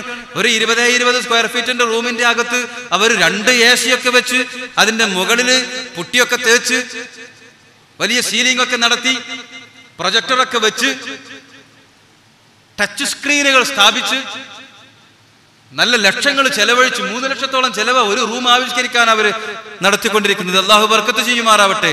എന്തിനാ ഈ കുട്ടികൾക്ക് ഈ കാലത്ത് കിട്ടാവുന്ന ഏറ്റവും നല്ല സൗകര്യം കിട്ടണമെന്ന് കരുതി അങ്ങനെ ഇവർ ഇതിനകത്ത് പഠിച്ചുകൊണ്ടിരിക്കുമ്പോ, ഈ AC-യിലൊക്കെ ഇരുന്നിട്ട് പഠിച്ചുകൊണ്ടിരിക്കുമ്പോ പിന്നെന്താ പ്രവാചകർ സല്ലല്ലാഹു അലൈഹി വസല്ലം മത്ഊബുൽ ബദൻ, ശരീരം ക്ഷീണിച്ചവൻ എന്ന് ഇവരെ പറ്റി വിശേഷിപ്പിച്ചത്? അവരെ എത്ര ഭക്ഷണം കൊടുത്താലും അവർക്ക് എത്ര വലിയ AC സംവിധാനിച്ചു കൊടുത്താലും അവരുടെ ശരീരം ക്ഷീണിച്ച് തന്നെ ഇരിക്കും. അവൻ പഠിച്ചുകൊണ്ടിരിക്കുകയാണെന്നുണ്ടെങ്കിൽ എന്താ കാര്യം എന്നറിയോ? 1 മണിക്കൂർ ബുദ്ധി ചെലവഴിക്കാൻ 5 മണിക്കൂർ മൺവെട്ടിയെടുത്ത് പറമ്പിലിറങ്ങി കിളക്കുന്നവന്റെ ഊർജ്ജ നഷ്ടം സംഭവിക്കുമെന്നാണ് അതിപ്പോ കണ്ടെത്തിയത്. പക്ഷെ പ്രവാചകൻ അന്നേ പറയുന്നു, തലച്ചോറുകൊണ്ട് പണിയെടുക്കുന്ന ആൾക്ക് മനുഷ്യൻ കഴിക്കുന്ന ഭക്ഷണത്തിന്റെ ഏറ്റവും വലിയ ഒരു പങ്ക് ഏറ്റുവാങ്ങുന്നത് തലച്ചോറാണ്, കയ്യും കാലും ഒന്നല്ല. ഓടാനും ചാടാനും ഉപയോഗിക്കുന്ന കയ്യും കാലും ഉപയോഗിക്കുന്നതിലേറെ ഊർജം മനുഷ്യന്റെ തലച്ചോറ് ചെലവഴിച്ചുകൊണ്ടിരിക്കുകയാണ് എന്ന്. അതുകൊണ്ടവൻ മത്ഊബുൽ ബദനാണ്, ശരീരം ക്ഷീണിച്ചവനാണ്. അപ്പോ കുട്ടികളൊക്കെ നാട്ടിലൊക്കെ വരുന്ന സമയത്ത് ഉമ്മമാരൊക്കെ ചിലപ്പോ പറയാറുണ്ട്, എന്താടാ അവിടുന്ന് തിന്നാനൊന്നും കിട്ടണില്ലേ എന്ന് ചോദിക്കും. പല മക്കളും നേരിടുന്ന ഒരു ചോദ്യമാണ്. നാട്ടിലെ സഹോദരന്മാരൊക്കെ കാണുമ്പോൾ ചോദിക്കൂ, എന്താ ഇപ്പൊ നീ ആകെ അയ്യയ്യേ, നിന്റെ കോലൊക്കെ മാറിയല്ലോ, കവളൊക്കെ ഒട്ടിപ്പോയല്ലോ എന്നൊക്കെ ചോദിക്കാറുണ്ട് ചില കുട്ടികളോട് കൂട്ടുകാരോട്. എന്താ അങ്ങനെ ആവണത്? ഇതാണ്. പക്ഷെ അവരുടെ കവൾ ഒട്ടിയിട്ടുണ്ടെങ്കിലും അവരുടെ അകം തടിച്ചു കൊഴുത്തുകൊണ്ടിരിക്കുകയാണ്. അവർ ജ്ഞാനത്തിന്റെ മസിൽ പവർ നേടിക്കൊണ്ടിരിക്കുകയാണ്. അവർ ജ്ഞാനത്തിന്റെ സൗന്ദര്യം ഏറ്റുവാങ്ങിക്കൊണ്ടിരിക്കുകയാണ്. അവരുടെ അനുഗ്രഹീതമായ അവസ്ഥ എന്താണെന്നറിയണോ? ഇതേ ഹദീസിന്റെ ബാക്കി ഭാഗമായി മുഹമ്മദുർ റസൂൽ സല്ലല്ലാഹു അലൈഹി വസല്ലം പറയുന്ന വാക്കെന്താണെന്നറിയുമോ? ലൗലാ അന്നഹും യുഖദു ബിൽ ഉജബ് ലസാഫഹതുഹുൽ മലായികതു മുആയനതൻ. മാതാപിതാക്കളെ നിങ്ങൾ ശ്രദ്ധയോടെ കേൾക്കണേ. നമ്മുടെ മക്കളെ കുറിച്ച് തന്നെയാണ് ഈ പറയുന്നത്. ലൗലാ അന്നഹും യുഖദു ബിൽ ഉജബ്, അവർക്ക് പൊങ്ങച്ചം വരൂലായിരുന്നുവെങ്കിൽ, അവർക്ക് അഹങ്കാരം വരൂലായിരുന്നുവെങ്കിൽ, ആകാശ ലോകത്തെ മാലാഖമാർ ശരീരം പൂണ്ട് ഭൂമിയിലേക്ക് ഇറങ്ങി വന്ന് ഇവരുടെ കൈകൾ പിടിച്ചു കുലുക്കാൻ ആഗ്രഹിക്കുന്നു എന്ന് റസൂലുള്ളാഹി സ്വല്ലല്ലാഹു അലൈഹി വസല്ലം. എന്താ അതൊക്കെ ഒരു അവസ്ഥ? ജിബ്രീൽ അലൈഹിസ്സലാം ഒക്കെ താഴത്തേക്ക് അങ്ങോട്ട് ഇറങ്ങി വന്നിട്ട് നമ്മളെ സുലൈമാന്റെ കയ്യും പിടിച്ച് കുലുക്കിയിട്ട് എന്താ ഇപ്പൊ വർത്താനം എന്നൊക്കെ ചോദിക്കുകയാണെങ്കിൽ എവിടെ എത്തിയവൻ? പക്ഷെ ഒരു മലക്ക് അങ്ങനെ വന്ന് കൈ പിടിച്ചിട്ടുണ്ടെങ്കിൽ പിന്നെ അവൻ ഭൂമിയിൽ മറ്റൊരുത്തനും ജീവിക്കാൻ അനുവദിക്കൂല. പിന്നെ ഓൻ ചിറക് പുറത്താൻ തുടങ്ങും, ഞാൻ ആരാ മോനെന്നറിയോ? അതുകൊണ്ടാണ് അത്രേ അവർ വരാത്തത് എന്ന് റസൂൽ സല്ലല്ലാഹു അലൈഹി വസല്ലമ തങ്ങൾ. അപ്പൊ മാതാപിതാക്കളോടും മക്കളോടും കൂടി പറയാണ്, എന്ത്? ആ മത്ഊബുൽ ബദൻ എന്ന അവസ്ഥയെ വെല്ലുന്ന സവിശേഷമായ സ്ഥാനം നിങ്ങൾ അലങ്കരിച്ചു കൊണ്ടിരിക്കുകയാണ്. കൊതിയോടുകൂടി ആകാശലോകത്തെ മാലാഖമാർ നിങ്ങളെ കൈപിടിച്ചു ഗ്രഹിക്കാൻ കാത്തിരിക്കുകയാണ് എന്ന അവസ്ഥ നമ്മെ ഏറെ സന്തോഷിപ്പിക്കേണ്ടതുണ്ട്. അതിനുവേണ്ടി പ്രവർത്തിച്ചു കൊണ്ടിരിക്കുന്ന ഈ പ്രസ്ഥാനത്തെ അപ്പൊ നാം എவ்விதം സഹായിക്കേണ്ടതുണ്ട് എന്നുകൂടി കൂട്ടത്തിൽ ആലോചിക്കേണ്ടതുണ്ട്. ഇസ്ലാമിന്റെ ജീവനാണ് അറിവ് എങ്കിൽ പരിശുദ്ധ ദീനിനെ സംരക്ഷിക്കാൻ നമുക്ക് ചെയ്യാവുന്ന ഏറ്റവും വലിയ പോംവഴി, നാട്ടിൽ സമാധാനം നിലനിർത്താൻ നമുക്ക് ചെയ്യാവുന്ന ഏറ്റവും വലിയ പോംവഴി അത് വിജ്ഞാനത്തിന്റെ പ്രസരണം തന്നെയാണ്. ഒരു കാലത്ത് തുർക്കി ഇസ്ലാമിന്റെ ആസ്ഥാനം പോലെ അറിയപ്പെട്ടിരുന്ന രാജ്യമായിരുന്നു. പിന്നീട് ഇസ്ലാം അവിടെ നാമാവശേഷമായി മാറിപ്പോയി. മാറി വന്ന ഗവൺമെന്റുകൾ അവിടുത്തെ ഇസ്ലാമിക പൈതൃകത്തെ മുഴുവനും തച്ചടക്കുകയുണ്ടായി. അങ്ങനെ ഇസ്ലാം എന്നേക്കുമായി അസ്തമിച്ചു പോവുകയാണല്ലോ എന്ന് പരിശുദ്ധ ദീനിനെ സ്നേഹിക്കുന്ന ആളുകൾ വേദന കൊണ്ടപ്പോ അവരൊരു പോംവഴി ഉണ്ടാക്കാൻ ശ്രമിച്ചു. എന്താണ്? ഇസ്ലാമിനെ സ്നേഹിക്കുന്ന ആളുകളുടെ ഒരു കൊച്ചു കൂട്ടായ്മയുണ്ടാക്കി. അവിടെ മതസ്ഥാപനങ്ങൾ സ്ഥാപിച്ചെടുക്കാൻ ഗവൺമെന്റിൽ നിന്ന് അനുമതി കിട്ടാത്തത് കൊണ്ട് സ്കൂളുകൾ സ്ഥാപിച്ച് മതബോധമുള്ള അധ്യാപകരെ വെച്ച് അതുവഴി നമ്മുടെ മക്കളിലേക്ക് നന്മ പ്രചരിപ്പിക്കാമല്ലോ എന്നാഗ്രഹിച്ച് ആ ആശയം പങ്കുവച്ച് അതിനുതകുന്ന ഒരു സ്ഥാപനമുണ്ടാക്കാൻ നിങ്ങൾ സഹകരിക്കുമോ എന്ന് ചോദിക്കാൻ കുറെ ആളുകളെ കാശുള്ളവരെയും അല്ലാത്തവരെയും ഒക്കെ വിളിച്ചു ചേർത്തു. ഫത്ഹുല്ലാ ഗൂലൻ എന്നറിയപ്പെടുന്ന തുർക്കിയിലെ ഒരു ആത്മീയ പണ്ഡിതന്റെ നേതൃത്വത്തിൽ പ്രവർത്തിക്കുന്ന ആളുകളാണ് ഇവരെ ഇങ്ങനെ വിളിച്ചു ചേർത്തത്. അതിന്റെ പ്രവർത്തകരിൽ ഒരാൾ മുമ്പൊരിക്കെ അഭിവന്ദനായ ഹക്കീം ഉസ്താദിന്റെ കൂടെ ഈജിപ്ത് സന്ദർശിക്കാൻ അവസരം കിട്ടിയപ്പോ അവിടുത്തെ ഒരു പ്രവർത്തകൻ നേരിട്ട് പറഞ്ഞു തന്ന ഒരു അനുഭവമാണ് നിങ്ങളോട് പങ്കുവെക്കുന്നത്. സുൽത്താൻ സലാഹുദ്ദീൻ അയ്യൂബിയുടെ പേരിൽ അവിടെ ഒരു വലിയ സ്ഥാപനമുണ്ടായിരുന്നു, സ്കൂൾ ഉണ്ടായിരുന്നു. ഏതാണ്ട് 50 കോടിയോളം രൂപ ചെലവിട്ടുകൊണ്ട് നിർമ്മിച്ച സ്കൂളാണ് ഈജിപ്തിൽ, തുർക്കിക്കാരുടെ സ്കൂൾ. അപ്രകാരമുള്ള ഏതാണ്ട് 1000-ഓളം സ്ഥാപനങ്ങൾ ലോകത്തിന്റെ വ്യത്യസ്ത ഭാഗങ്ങളിൽ അവർക്കുണ്ടത്രേ. അതിന്റെ തുടക്കം എങ്ങനെയാണെന്ന് ചോദിച്ചപ്പോഴാണ് ഈ സംഭവം പറഞ്ഞു തരുന്നത്. തുർക്കിയിൽ ഇസ്ലാം നാമാവശേഷമായപ്പോ ഒരു നവീകരണത്തിന് വേണ്ടി ആളുകളെ വിളിച്ചു ചേർത്ത് നമ്മൾ ഇങ്ങനെ ഒരു സ്ഥാപനം ഉണ്ടാക്കിയാൽ നമ്മുടെ മക്കൾക്ക് ഇസ്ലാം പറഞ്ഞു കൊടുക്കാൻ പറ്റും എന്ന് പറഞ്ഞ് അതിന് നിങ്ങൾ സഹായിക്കണമെന്ന് പറഞ്ഞ് അവര് പിരിവ് നടത്തിയപ്പോ ആളുകൾ ഒരു പെട്ടിയിലേക്ക് കൊണ്ടുവന്ന് നിക്ഷേപിച്ച തുകകൾ എത്രയാണെന്നറിയാൻ സദസ്സിൽ വെച്ച് തന്നെ എണ്ണി നോക്കാൻ ശ്രമിച്ചപ്പോ 5 രൂപയും 10 രൂപയും നമ്മുടെ തുകയിലേക്ക് സമാനമാക്കി പറയാ തുച്ഛമായ തുകകളെ ആളുകൾ ഇട്ടിട്ടുണ്ടായിരുന്നുള്ളൂ. അവർക്ക് വല്ലാത്ത സങ്കടമായി. ഈ തുക വെച്ച് എന്ത് ചെയ്യാൻ പറ്റും എന്ന് സങ്കടപ്പെട്ട് ഓരോ 5-ന്റെയും 10-ന്റെയും നോട്ട് ഇങ്ങനെ എണ്ണി എടുത്തുകൊണ്ടിരിക്കെ ആ കൂട്ടത്തിൽ ചെറിയ ഒരു പൊതി കിട്ടിയത്ര ഇവർക്ക്. ആ പൊതി തുറന്നു നോക്കുമ്പോ അതിൽ ഒരൊറ്റ കമ്മലാണ് ഉണ്ടായിരുന്നത്. പക്ഷെ ആ കമ്മലിനേക്കാൾ വലിയ മൂല്യമുള്ള ഒരു കുറിപ്പും അതിനകത്ത് എഴുതിയിട്ടുണ്ടായിരുന്നു. ആ കുറിപ്പ് ഒരു പെണ്ണിൻ്റെതായിരുന്നു. പെണ്ണതിൽ എഴുതി വെച്ചിരിക്കുന്നത്, ഭർത്താവ് മരിച്ചുപോയ ഒറ്റക്ക് പാർക്കുന്ന ഒരു വിധവയാണ് ഞാൻ, എനിക്കാകെയുള്ള സമ്പാദ്യമാണ് ഈ ഒരു കമ്മൽ. പക്ഷേ ഈ കമ്മൽ ഞാൻ ഇത്രയും കാലം സൂക്ഷിച്ചത് ആരാരുമില്ലാത്ത ഞാൻ മരിച്ചു പോകുമ്പോൾ കഫംപുടയില്ലാതെ പ്രയാസപ്പെടരുതല്ലോ എന്ന് കരുതി കഫംപുട വാങ്ങാൻ വേണ്ടി പാത്തുവെച്ച ഒരു കമ്മലാണ് ഇത്. നിങ്ങൾ അള്ളാഹുവിന്റെ ദീൻ സംരക്ഷിക്കാൻ വേണ്ടി നടത്തുന്ന ഈ ശ്രമത്തിന് ഞാനിപ്പോൾ സഹായിച്ചാൽ എനിക്ക് കിട്ടുന്ന ഏറ്റവും നല്ല കഫംപുട അതായിരിക്കുമല്ലോ എന്ന് കരുതി ഈ കമ്മൽ ഞാൻ നിങ്ങൾക്ക് ദാനം ചെയ്യുകയാണ് എന്ന് ആ കുറിപ്പിൽ എഴുതിയിരിക്കുന്നു. തന്റെ ഏക സമ്പാദ്യമായ ഒരു കമ്മല് പോലും, വിധവ കഫംപുടക്ക് സൂക്ഷിച്ചു വെച്ച കമ്മല് പോലും ദാനം ചെയ്ത ഒരു പെണ്ണിന്റെ മുമ്പിൽ നമ്മളൊക്കെ എത്ര നിസ്സാരരായി പോയി എന്ന് ചിന്തിച്ച ജനങ്ങൾ എന്തോ ഒരാവേശത്തിൽ വലിയ തുകകൾ ഓഫർ ചെയ്ത് അവർക്കൊരു സ്ഥാപനം തുടങ്ങാൻ അവിടെ സാധിച്ചു എന്നാണ് അദ്ദേഹം ഞങ്ങളോട് പറഞ്ഞത്. സന്ദർഭവശാൽ ആളുകൾക്ക് തോന്നുന്ന ആവേശം തന്നെയാണ് പരിശുദ്ധ ദീനിനെ എക്കാലത്തും സംരക്ഷിച്ചു പോന്നിട്ടുള്ളത്.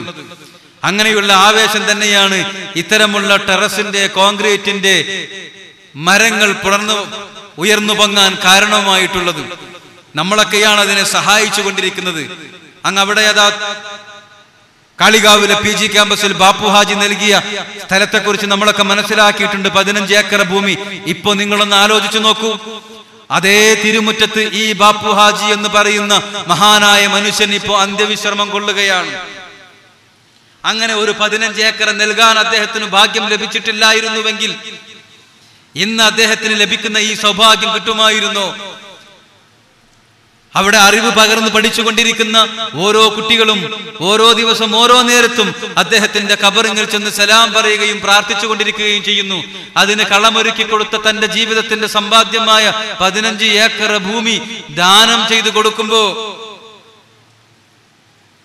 അതിന്റെ പകരമായി അദ്ദേഹത്തിന് അതേ മണ്ണിൽ അറിവിന്റെ അക്ഷരങ്ങൾ ഉരുവിട്ടുകൊണ്ടിരിക്കുന്ന കുട്ടികളുടെ പുണ്യത്തിന്റെ സ്വർഗം അദ്ദേഹത്തിന്റെ ഖബറിലേക്ക് ഇന്ന് പെയ്തിറങ്ങിക്കൊണ്ടിരിക്കുന്ന ഒരു കാഴ്ചയായിരിക്കില്ലേ അവിടെ? അല്ലാഹുവേ, അത് അങ്ങനെ ആക്കി കൊടുക്കണമേ, സ്വീകരിക്കണമേ. എത്ര വലിയ സൗഭാഗ്യമാണ് നമ്മളത് ആലോചിച്ചു നോക്കുമ്പോ. ബുദ്ധിപൂർവ്വം മനുഷ്യർ പ്രവർത്തിക്കുന്നതിന്റെ വലിയ അടയാളവുമാണത്. ഇതൊരു കുടുംബ സംഗമമായതുകൊണ്ട് കൂട്ടത്തിൽ ഒരു കാര്യം പറയട്ടെ. വിശുദ്ധ പ്രവാചകർ സല്ലല്ലാഹു അലൈഹി വസല്ലമ തങ്ങൾ പറയുകയുണ്ടായി, നിങ്ങൾ ദാനം ചെയ്യുമ്പോൾ 1 രൂപ കൊടുക്കുമ്പോ മനസ്സിലാകാൻ പറയുകയാണ് 10 രൂപയുടെ പ്രതിഫലം, കൊടുക്കുന്നതിന്റെ 10 ഇരട്ടി പ്രതിഫലം അള്ളാഹു നിങ്ങൾക്ക് നൽകും. എന്നാൽ നിങ്ങൾ ദാനം നൽകുന്നത് മാതാവിനാണെങ്കിൽ അതിന് 10,000 മടങ്ങ് പ്രതിഫലം നൽകും. 1 രൂപ ഉമ്മാക്ക് കൊടുത്താൽ അതിന് 10,000 രൂപയുടെ പ്രതിഫലം തരും അല്ലാഹു റബ്ബുൽ ഇസ്സത്ത്. ഉമ്മാക്ക് ദാനം കൊടുക്കുക എന്നൊക്കെ ചില ആൾക്കാർ ചിന്തിക്കാൻ സാധ്യതയുണ്ട്. ഉമ്മാക്കും ബാപ്പാക്കും ഒക്കെ സ്വതക്ക കൊടുക്കണം. സ്വതക്ക എന്ന പേരിലല്ല, അവർക്ക് നമ്മൾ കൈമടക്ക് കൊടുക്കുക, ഹദിയ കൊടുക്കുക എന്നൊക്കെ പറയല്ലോ, അവർക്ക് കൊടുക്കുക. അപ്പൊ ഉമ്മ ചിലപ്പോ പറയും, അതിന് എനിക്കെന്തിനാ മോനെ കാശ്, ഇവിടുത്തെ ചെലവൊക്കെ നീയല്ലേ നടത്തുന്നത് എന്ന് പറയും. ഉമ്മാനോട് ചോദിക്കണം, ഉമ്മ നിങ്ങൾക്ക് ദാനം കൊടുക്കണ്ടേ, നിങ്ങൾക്ക് ആർക്കെങ്കിലൊക്കെ സ്വതക്ക കൊടുക്കണ്ടേ, നിങ്ങൾക്ക് അതിനുള്ള കാശൊന്നുമില്ലല്ലോ, നിങ്ങൾ ജോലിക്കൊന്നും പോണില്ലല്ലോ, നിങ്ങളെ പണി ഞങ്ങൾ മക്കൾക്ക് വേണ്ടിയിട്ട് അടുക്കളയിൽ അടിമപ്പണി എടുക്കല്ലേ, നിങ്ങളെ പണി ഞങ്ങൾ കഴിച്ച പാത്രങ്ങൾ ഒരടിമയെ പോലെ മോറി വെക്കലല്ലേ, കഴുകി വെക്കലല്ലേ, നിങ്ങൾക്കൊന്നുമില്ലല്ലോ, ഇതവിടെ വെച്ചോളി ഉമ്മ എന്ന് പറഞ്ഞിട്ട് ഉമ്മാക്ക് കാശ് കൊടുക്കാൻ നമുക്ക് സാധിക്കണം. വെറുതെ കൊടുക്കണ്ട എന്ന് അള്ളാഹുവിന്റെ റസൂൽ. നീ കൊടുക്കുന്നത് 1 രൂപയാണെങ്കിൽ 10,000 തരാമെന്ന് ഓഫർ നൽകുന്നു അള്ളാഹുവിന്റെ റസൂൽ. കാരണം എന്തിന്റെയെങ്കിലും പേരിൽ ആ ബന്ധം അത്രമേൽ രൂഢമൂലമാകട്ടെ എന്ന് ദീൻ ആഗ്രഹിക്കുന്നു. എന്നാൽ നീയോട് കൊടുക്കുന്ന ഈ കാശ് അത് അറിവിന്റെ ഉജ്ജീവനത്തിനാണെങ്കിൽ, പരിശുദ്ധ ദീനിന്റെ സ്ഥാപനങ്ങൾക്കാണെങ്കിൽ അതിന് നിനക്ക് കിട്ടാൻ പോകുന്ന പ്രതിഫലം 1,00,000 പ്രതിഫലമാണ് എന്നും മുഹമ്മദ് റസൂൽ സല്ലല്ലാഹു അലൈഹി വസല്ലം. അതുകൊണ്ടാണ് ബുദ്ധിയുള്ള ആളുകളൊക്കെ അറിവിന്റെ മേഖലയിലേക്ക് ധാരാളം ദാനം ചെയ്യാൻ ശ്രമിച്ചു കൊണ്ടിരിക്കുന്നത്. ഇവിടെ ഒരുപാട് ഉമ്മമാരും ഒരുമിച്ച് കൂടിയിട്ടുണ്ട്. നമ്മുടെ മക്കൾ പഠിക്കുന്നു എന്ന കാരണം കൊണ്ടാണ് മാതാപിതാക്കളൊക്കെ ഇവിടെ വന്നിട്ടുള്ളത്. ഉമ്മമാരും ബാപ്പമാരും ഈ സ്ഥാപനത്തിന് വേണ്ടിയും മക്കൾക്ക് വേണ്ടിയും ചെയ്യേണ്ടുന്ന വലിയ ഒരു കാര്യം എന്താണെന്ന് ചോദിച്ചാൽ അവരുടെ പ്രാർത്ഥനയാണ് എന്ന് അടിവരയിട്ട് പറയാൻ ആഗ്രഹിക്കുകയാണ്. എന്തുകൊണ്ടെന്നാൽ മാതാവിന്റെ പ്രാർത്ഥനക്കും അള്ളാഹുവിനും ഇടയിൽ മറയില്ല എന്ന് മുഹമ്മദ് റസൂൽ സല്ലല്ലാഹു അലൈഹി വസല്ലം ഇന്ന് നൽകുന്ന ഏറ്റവും വലിയ ഒരു സന്ദേശമായിട്ട് പറയട്ടെ, ഏറ്റവും വലിയ ഒരു സന്ദേശമായി പറയട്ടെ, മാതാപിതാക്കളെ നിങ്ങൾ പ്രാർത്ഥിക്കണം. അതൊരു ചടങ്ങിന് പറയുന്നതല്ല. ഉമ്മാന്റെ പ്രാർത്ഥനക്ക് അള്ളാഹു ഉത്തരം നൽകും. ഉമർ റളിയല്ലാഹു അൻഹുവിന്റെ അടുത്തേക്ക് ഓടി വന്നിട്ടൊരു മനുഷ്യൻ പറഞ്ഞു, ഞാൻ ഒരാളെ കൊന്നുപോയി, എനിക്ക് മോചനം വേണം, എന്താണ് പോംവഴി? ഉമർ റളിയല്ലാഹു അൻഹു അദ്ദേഹത്തോട് ചോദിച്ചു, നിനക്ക് മാതാവുണ്ടോ? എന്റെ മാതാവ് മരിച്ചുപോയല്ലോ. ഓ, മാതാവ് മരിച്ചുപോയല്ലേ, ഇനി എന്തു ചെയ്യാം? അപ്പോ അദ്ദേഹം നിരാശനായി തിരിച്ചുപോയി. അള്ളാഹു പുറത്തു തരുമെന്ന് സമാധാനിപ്പിച്ചു ഉമർ റളിയല്ലാഹു അൻഹു. കൂടെയുണ്ടായിരുന്നയാൾ ഉമർ റളിയല്ലാഹു അൻഹുവിനോട് ചോദിച്ചു, മാതാവുണ്ടോ എന്ന് നിങ്ങൾ പലതവണ ചോദിച്ചത് എന്താ? മാതാവുണ്ടായിരുന്നെങ്കിൽ ഇനിയുള്ള കാലം മാതാവിനെയും പിതാവിനെയും മാതാവിനെ അദ്ദേഹം പരിപാലിച്ചിരുന്നുവെങ്കിൽ, അങ്ങനെ മാതാവ് അദ്ദേഹത്തിന് വേണ്ടി പ്രാർത്ഥിച്ചിരുന്നുവെങ്കിൽ ഈ കൊലപാതക കുറ്റത്തിൽ നിന്ന് അള്ളാഹു അദ്ദേഹത്തെ മോചിപ്പിക്കുമെന്നാണ് എന്റെ ഉറച്ച പ്രതീക്ഷ.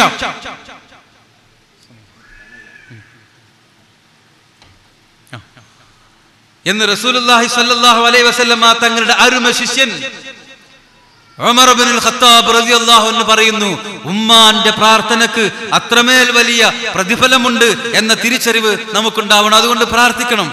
നമ്മളെ മക്കൾക്ക് വേണ്ടി പ്രാർത്ഥിക്കുക, മക്കളുടെ കൂട്ടുകാർക്ക് വേണ്ടി പ്രാർത്ഥിക്കുക, അവരുടെ ഉസ്താദുമാർക്കും സ്ഥാപനത്തിന്റെ ഭാരവാഹികൾക്കും സ്ഥാപനത്തിനും വേണ്ടി, അതിന്റെ വളർച്ചക്കും ഉയർച്ചക്കും ബറക്കത്തിനും വേണ്ടി നമ്മൾ ഉള്ളിൽ തട്ടി തന്നെ പ്രാർത്ഥിക്കണം. മാതാക്കൾ മാത്രമല്ല, ഉപ്പമാരും പ്രാർത്ഥിക്കണം. ഇവിടെ മക്കളുള്ളത് കൊണ്ടൊരു കാര്യം കൂടി പറഞ്ഞോട്ടെ, നമ്മളുടെ ജീവിതത്തിൽ ഏറ്റവും വലിയ സൗഭാഗ്യമാണ് ഉമ്മമാര് എന്ന കാര്യം നമുക്ക് ബോധമുണ്ടാകണം. ഇവിടെ റബീഉൽ അവ്വലിന്റെ ആഘോഷങ്ങൾ നമ്മൾ കഴിഞ്ഞ മാസം നടത്തുകയുണ്ടായി. അള്ളാഹുവിന്റെ വിശുദ്ധ പ്രവാചകരെ സ്നേഹിക്കുന്നതിനെ കുറിച്ച് കേൾക്കുകയും പറയുകയും ചെയ്യുകയുണ്ടായി. ഉമ്മമാരിരിക്കുന്ന സദസ്സിൽ മക്കളോടായിട്ടൊരു കാര്യം പറയട്ടെ. നമ്മുടെ മുമ്പിൽ വലിയ ഒരു അധ്യായം മാതൃത്വത്തിന്റെ മഹത്വത്തെ കുറിച്ച് പറഞ്ഞു വെച്ചിട്ട് പ്രവാചകൻ കടന്നുപോയ സവിശേഷമായ ഒരു സന്ദർഭത്തെ ഓർമ്മപ്പെടുത്തട്ടെ. നമ്മളൊക്കെ കേട്ടിട്ടുള്ള ഒരു നാമമാണ് ഉവൈസുൽ ഖറനി. ഉവൈസുൽ ഖറനി ആരായിരുന്നു? റഹ്മത്തുള്ളാഹി അലൈഹി സയ്യിദുത് താബിഈൻ എന്ന പേരിലാണ് അറിയപ്പെടുന്നത്. താബിഈങ്ങളുടെ നേതാവ്, സഹാബിയാവാൻ സൗഭാഗ്യം കിട്ടാതെ പോയ ആളാണ്. പക്ഷെ നമ്മൾ അടിവരയിട്ട് മനസ്സിലാക്കേണ്ട ഒരു കാര്യം, സഹാബിയാകാൻ എന്താ വേണ്ടത്? വിശ്വാസിയായിട്ട് അള്ളാഹുവിന്റെ റസൂലിനെ കണ്ടുമുട്ടണം. അള്ളാഹുവിന്റെ റസൂലിന്റെ കാലഘട്ടത്തിൽ വിശ്വാസിയായി ജീവിച്ചിട്ടും സഹാബിയാകാൻ സൗഭാഗ്യം കിട്ടാതെ പോയത് എന്തുകൊണ്ടാണെന്നറിയുമോ? മാതാവ് ജീവിച്ചിരിക്കുന്നത് കൊണ്ട്, മാതാവിനെ പരിരക്ഷിക്കേണ്ടതുള്ളത് കൊണ്ട്, മാതാവിന്റെ കൂടെ നിൽക്കേണ്ടതുള്ളത് കൊണ്ട് സഹാബിയാകാൻ പറ്റാതെ പോയി. അപ്പോ അത് വലിയൊരു നഷ്ടമല്ലേ എന്ന് നമ്മൾ ചിന്തിക്കുന്നുണ്ടെങ്കിൽ നമ്മൾ തുടർന്നുള്ള സംഭവങ്ങൾ കേൾക്കേണ്ടതുണ്ട്. ഉവൈസുൽ ഖറനി എന്ന മഹാനായ മനുഷ്യനെ സംബന്ധിച്ചിടത്തോളം അപ്പുറത്തുള്ളത് മഹാനായ മുഹമ്മദ് നബി സല്ലല്ലാഹു അലൈഹി വസല്ലം. ഒന്ന് ചെന്ന് കണ്ടാൽ സഹാബിയാകാം. ഇപ്പുറത്ത് തന്റെ കൂടെയുള്ളതോ തന്റെ പ്രിയപ്പെട്ട മാതാവ്. എന്തിനു മുൻഗണന കൊടുക്കണം? അള്ളാഹുവിന്റെ റസൂലിനെ കാണാൻ പോകണോ അതോ മാതാവിന്റെ കൂടെ നിൽക്കണോ? എന്താ ഈ ചോദ്യത്തിന്റെ ഉത്തരം? നിങ്ങളുടെ മാതാക്കളെക്കാളും പിതാക്കളെക്കാളും സകല സമ്പത്തിനേക്കാളും അള്ളാഹുവിന്റെ റസൂലിനെ ഇഷ്ടപ്പെടാത്തിടത്തോളം കാലം നിങ്ങൾ മുസ്ലിമല്ല, മുഅ്മിനല്ല എന്ന് റസൂലുള്ളാഹി സ്വല്ലല്ലാഹു അലൈഹി വസല്ലം. അപ്പൊ പിന്നെ ഉമ്മാന്റെ കൂടെ നിന്നാൽ അള്ളാഹുവിന്റെ റസൂലിനെ സ്നേഹിക്കാത്തവനാവില്ലേ എന്ന്. എന്താണ് പ്രവാചക സ്നേഹം എന്നതിന്റെ ഉത്തരം കൂടിയാണ് ഈ സംഭവം. അള്ളാഹുവിന്റെ റസൂലിന്റെ അടുത്ത് വന്ന് പലരും ചോദിച്ചിട്ടുണ്ട്, യുദ്ധത്തിന് വരട്ടെ, ഷഹീദായാൽ സ്വർഗം കിട്ടില്ലേ, ഞാനും വരട്ടെയോ എന്ന് ചോദിക്കുമ്പോഴൊക്കെ ചോദിക്കുന്ന ഒരു തിരിച്ചുള്ള ചോദ്യം, വീട്ടിലാരാ? എന്റെ ഉമ്മയുണ്ട്. ഉമ്മാക്കാരാ? ഉമ്മാക്ക് ഞാൻ തന്നെ ഉള്ളൂ. എന്നാ നീ തിരിച്ചു പോ. നീ ഉമ്മയുടെ കൂടെ തന്നെ നിൽക്കണം. ഉമ്മാന്റെ കാൽക്കലുണ്ട് നിന്റെ സ്വർഗം. അതിന് നീ പടക്കളത്തിൽ വരണ്ട എന്ന് ആ ആഹ്വാനം അറിയാവുന്ന മഹാനായ ഉവൈസുൽ ഖറനി അള്ളാഹുവിന്റെ റസൂലിനെ കാണണമെന്ന ആഗ്രഹത്തെ തന്റെ ഉമ്മാക്ക് വേണ്ടി വേണ്ടെന്ന് വെച്ചപ്പോൾ എന്തു സംഭവിച്ചു? മഹാനായ റസൂലിന്റെ കാലം കഴിഞ്ഞു പോയല്ലോ, ഇനി കാണാൻ പറ്റില്ലല്ലോ എന്ന് സങ്കടപ്പെടുന്ന മഹാനായ ഉവൈസുൽ ഖറനി റളിയല്ലാഹു അൻഹുവിനെ കുറിച്ച് ഉമർ റളിയല്ലാഹു അൻഹുവിനോട് മഹാനായ റസൂലുള്ളാഹി സ്വല്ലല്ലാഹു അലൈഹി വസല്ലം പറഞ്ഞ ഒരു വാക്കുണ്ട്. ഉമർ, യമൻകാരനായ ഒരാളുണ്ട്. ഉമർ, യമനിലെ മുറാദുകാരനായ ഒരാളുണ്ട്. ഉമർ, യമനിലെ മുറാദിലെ ഖറനുകാരനായ ഒരാളുണ്ട്. വ്യക്തമായി പറഞ്ഞു കൊടുക്കുക. പേര് ഉവൈസ് എന്നാണ്. അദ്ദേഹത്തിന്റെ ശരീരമാസകലം വെള്ളപ്പാണ്ട് ബാധിച്ചിരുന്നു. പ്രാർത്ഥന കൊണ്ടത് മാറിപ്പോയതാണ്. ഇനി ഒരു നാണയത്തിന്റെ അളവിൽ മാത്രം ശരീരത്തിൽ അടയാളം പോലെ ബാക്കിയുണ്ട്. അതാണ് അയാളുടെ അടയാളം. അയാൾ നിന്റെ കാലത്ത് ഉമരെ ഇവിടെ മക്കയിൽ വരും. അന്ന് നീ അദ്ദേഹത്തെ കണ്ടുമുട്ടും. നീ കണ്ടുമുട്ടുമ്പോൾ എന്റെ സലാം അറിയിക്കണേ ഉമറെ. തന്നെ കാണാൻ കൊതിച്ചുകൊണ്ട് കിലോമീറ്ററുകൾക്ക് അപ്പുറത്ത് പ്രവാചക പ്രണയനായി കാത്തിരിക്കുന്ന ഈ മഹാമനുഷ്യനെ മോചിതത്തിന്റെ കണ്ണുകൊണ്ട് ഇപ്പുറത്ത് നിന്ന് കണ്ട മഹാനായ പ്രവാചകൻ സല്ലല്ലാഹു അലൈഹി വസല്ലമ തങ്ങൾ മാതാവിന്റെ കാരണത്താൽ തന്നെ കാണാൻ വരാത്തവനെ ഇഷ്ടത്തോടെയാണ് കാണുന്നത് എന്ന തിരിച്ചറിവ് നമുക്കുണ്ടാകണം. എന്നിട്ട് രണ്ടാമതായ ഒരു കാര്യം ഉമർ റളിയല്ലാഹു അൻഹു ഉപദേശിക്കാണ്. ഉമറെ, നീ അദ്ദേഹത്തെ കണ്ടുമുട്ടുമ്പോ നിനക്ക് വേണ്ടി പൊറുക്കലിനെ തേടി പ്രാർത്ഥിക്കാൻ അദ്ദേഹത്തോട് നീ പറയണം എന്ന്. എന്താ നമ്മൾ ഈ കേൾക്കുന്നത്? അശ്റത്തുൽ മുബശ്ശിരീങ്ങളിൽപ്പെട്ട മഹാനായ ഉമർ റളിയല്ലാഹു അൻഹു, സ്വർഗം കൊണ്ട് സന്തോഷ വാർത്ത അറിയിക്കപ്പെട്ട ഉമർ റളിയല്ലാഹു അൻഹു, ആ ഉമർ റളിയല്ലാഹു അൻഹുവിനോട് പറയാണ്, സഹാബി പോലുമല്ലാത്ത ഇയാളെ കണ്ടുമുട്ടുമ്പോ എനിക്ക് വേണ്ടി ദ്വാരക്കണട്ടോ എന്ന് പറയണം. മഹാനായ സഹാബി വര്യൻ, അവരിൽ രണ്ടാമൻ, ആ രണ്ടാമനോട് എനിക്ക് വേണ്ടി ഒന്ന് പ്രാർത്ഥിക്കുമോ എന്ന് ചോദിക്കുമാർ ഔന്നത്യത്തിലേക്ക് പ്രവാചകനെ കണ്ടിട്ടില്ലാത്ത സഹാബിയല്ലാത്ത ഉവൈസുൽ ഖറനിയെ ഉയർത്തിയത് മാതാവാണ് എന്ന് തിരിച്ചറിയുമ്പോ, അങ്ങനെയുള്ള മാതാക്കളുടെ മക്കളാണ് മക്കളെ നമ്മൾ എന്ന ബോധമുണ്ടാകുമ്പോ, 14 നൂറ്റാണ്ട് പിമ്പന്തിന് പാപി ഈ മണ്ണിൽ പിറന്നു വീണു എന്ന് പാടേണ്ട ആവശ്യമില്ല. നിങ്ങൾ ഉമ്മാനെ നോക്കിയാ മതി, നിങ്ങൾ ഉമ്മാന്റെ കാര്യത്തിൽ ശ്രദ്ധിച്ചാ മതി, ഉമ്മാന്റെ സ്നേഹം പിടിച്ചു പറ്റിയാ മതി, നിങ്ങൾ ഉമ്മാന്റെ നെറ്റിത്തടത്തിൽ ചുംബിച്ചാ മതി.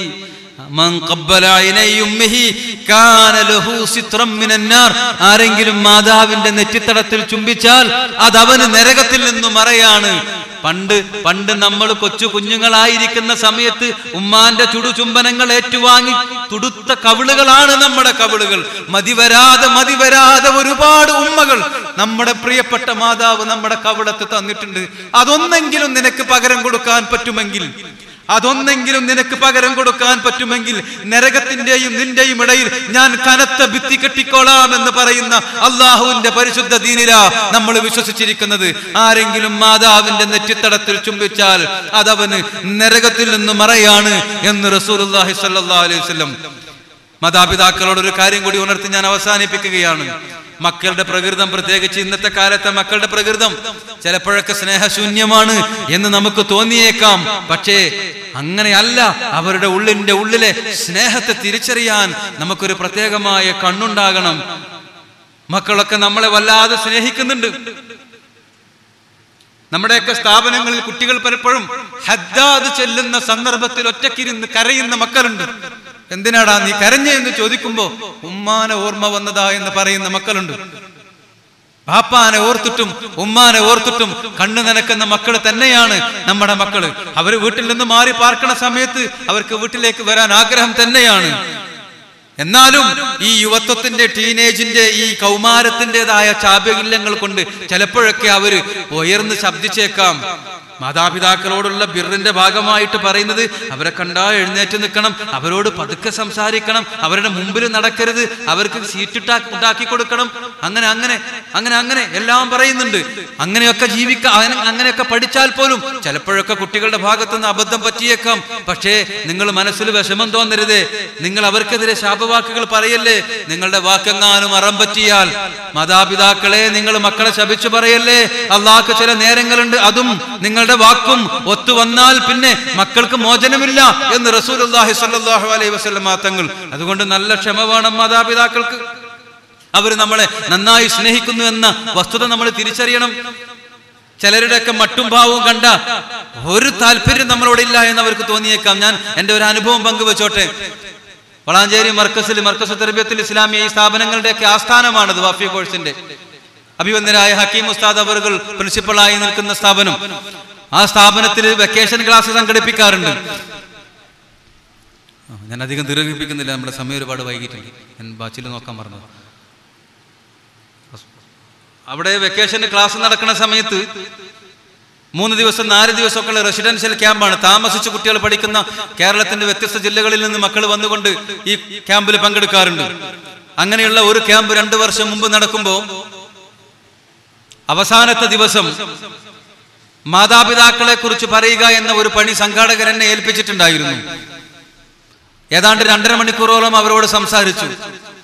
വീട്ടിൽ നിന്ന് മാറി നിൽക്കുന്ന ഒരു സങ്കടം അവർക്കുള്ളത് കൊണ്ട് ഉമ്മയെക്കുറിച്ചും ബാപ്പയെക്കുറിച്ചും പറയുമ്പോഴൊക്കെ മക്കൾ സങ്കടപ്പെട്ട് കരയുകയാണ്. ചിലർ മൂക്ക് പിഴിഞ്ഞുകൊണ്ടിരിക്കുകയാണ്. പക്ഷെ അതിലൊന്നും അത്ര കാര്യമായി പങ്കെടുക്കാതെ മുന്നിൽ തന്നെ ഇരിക്കുന്ന ഒരു പയ്യനുണ്ടായിരുന്നു.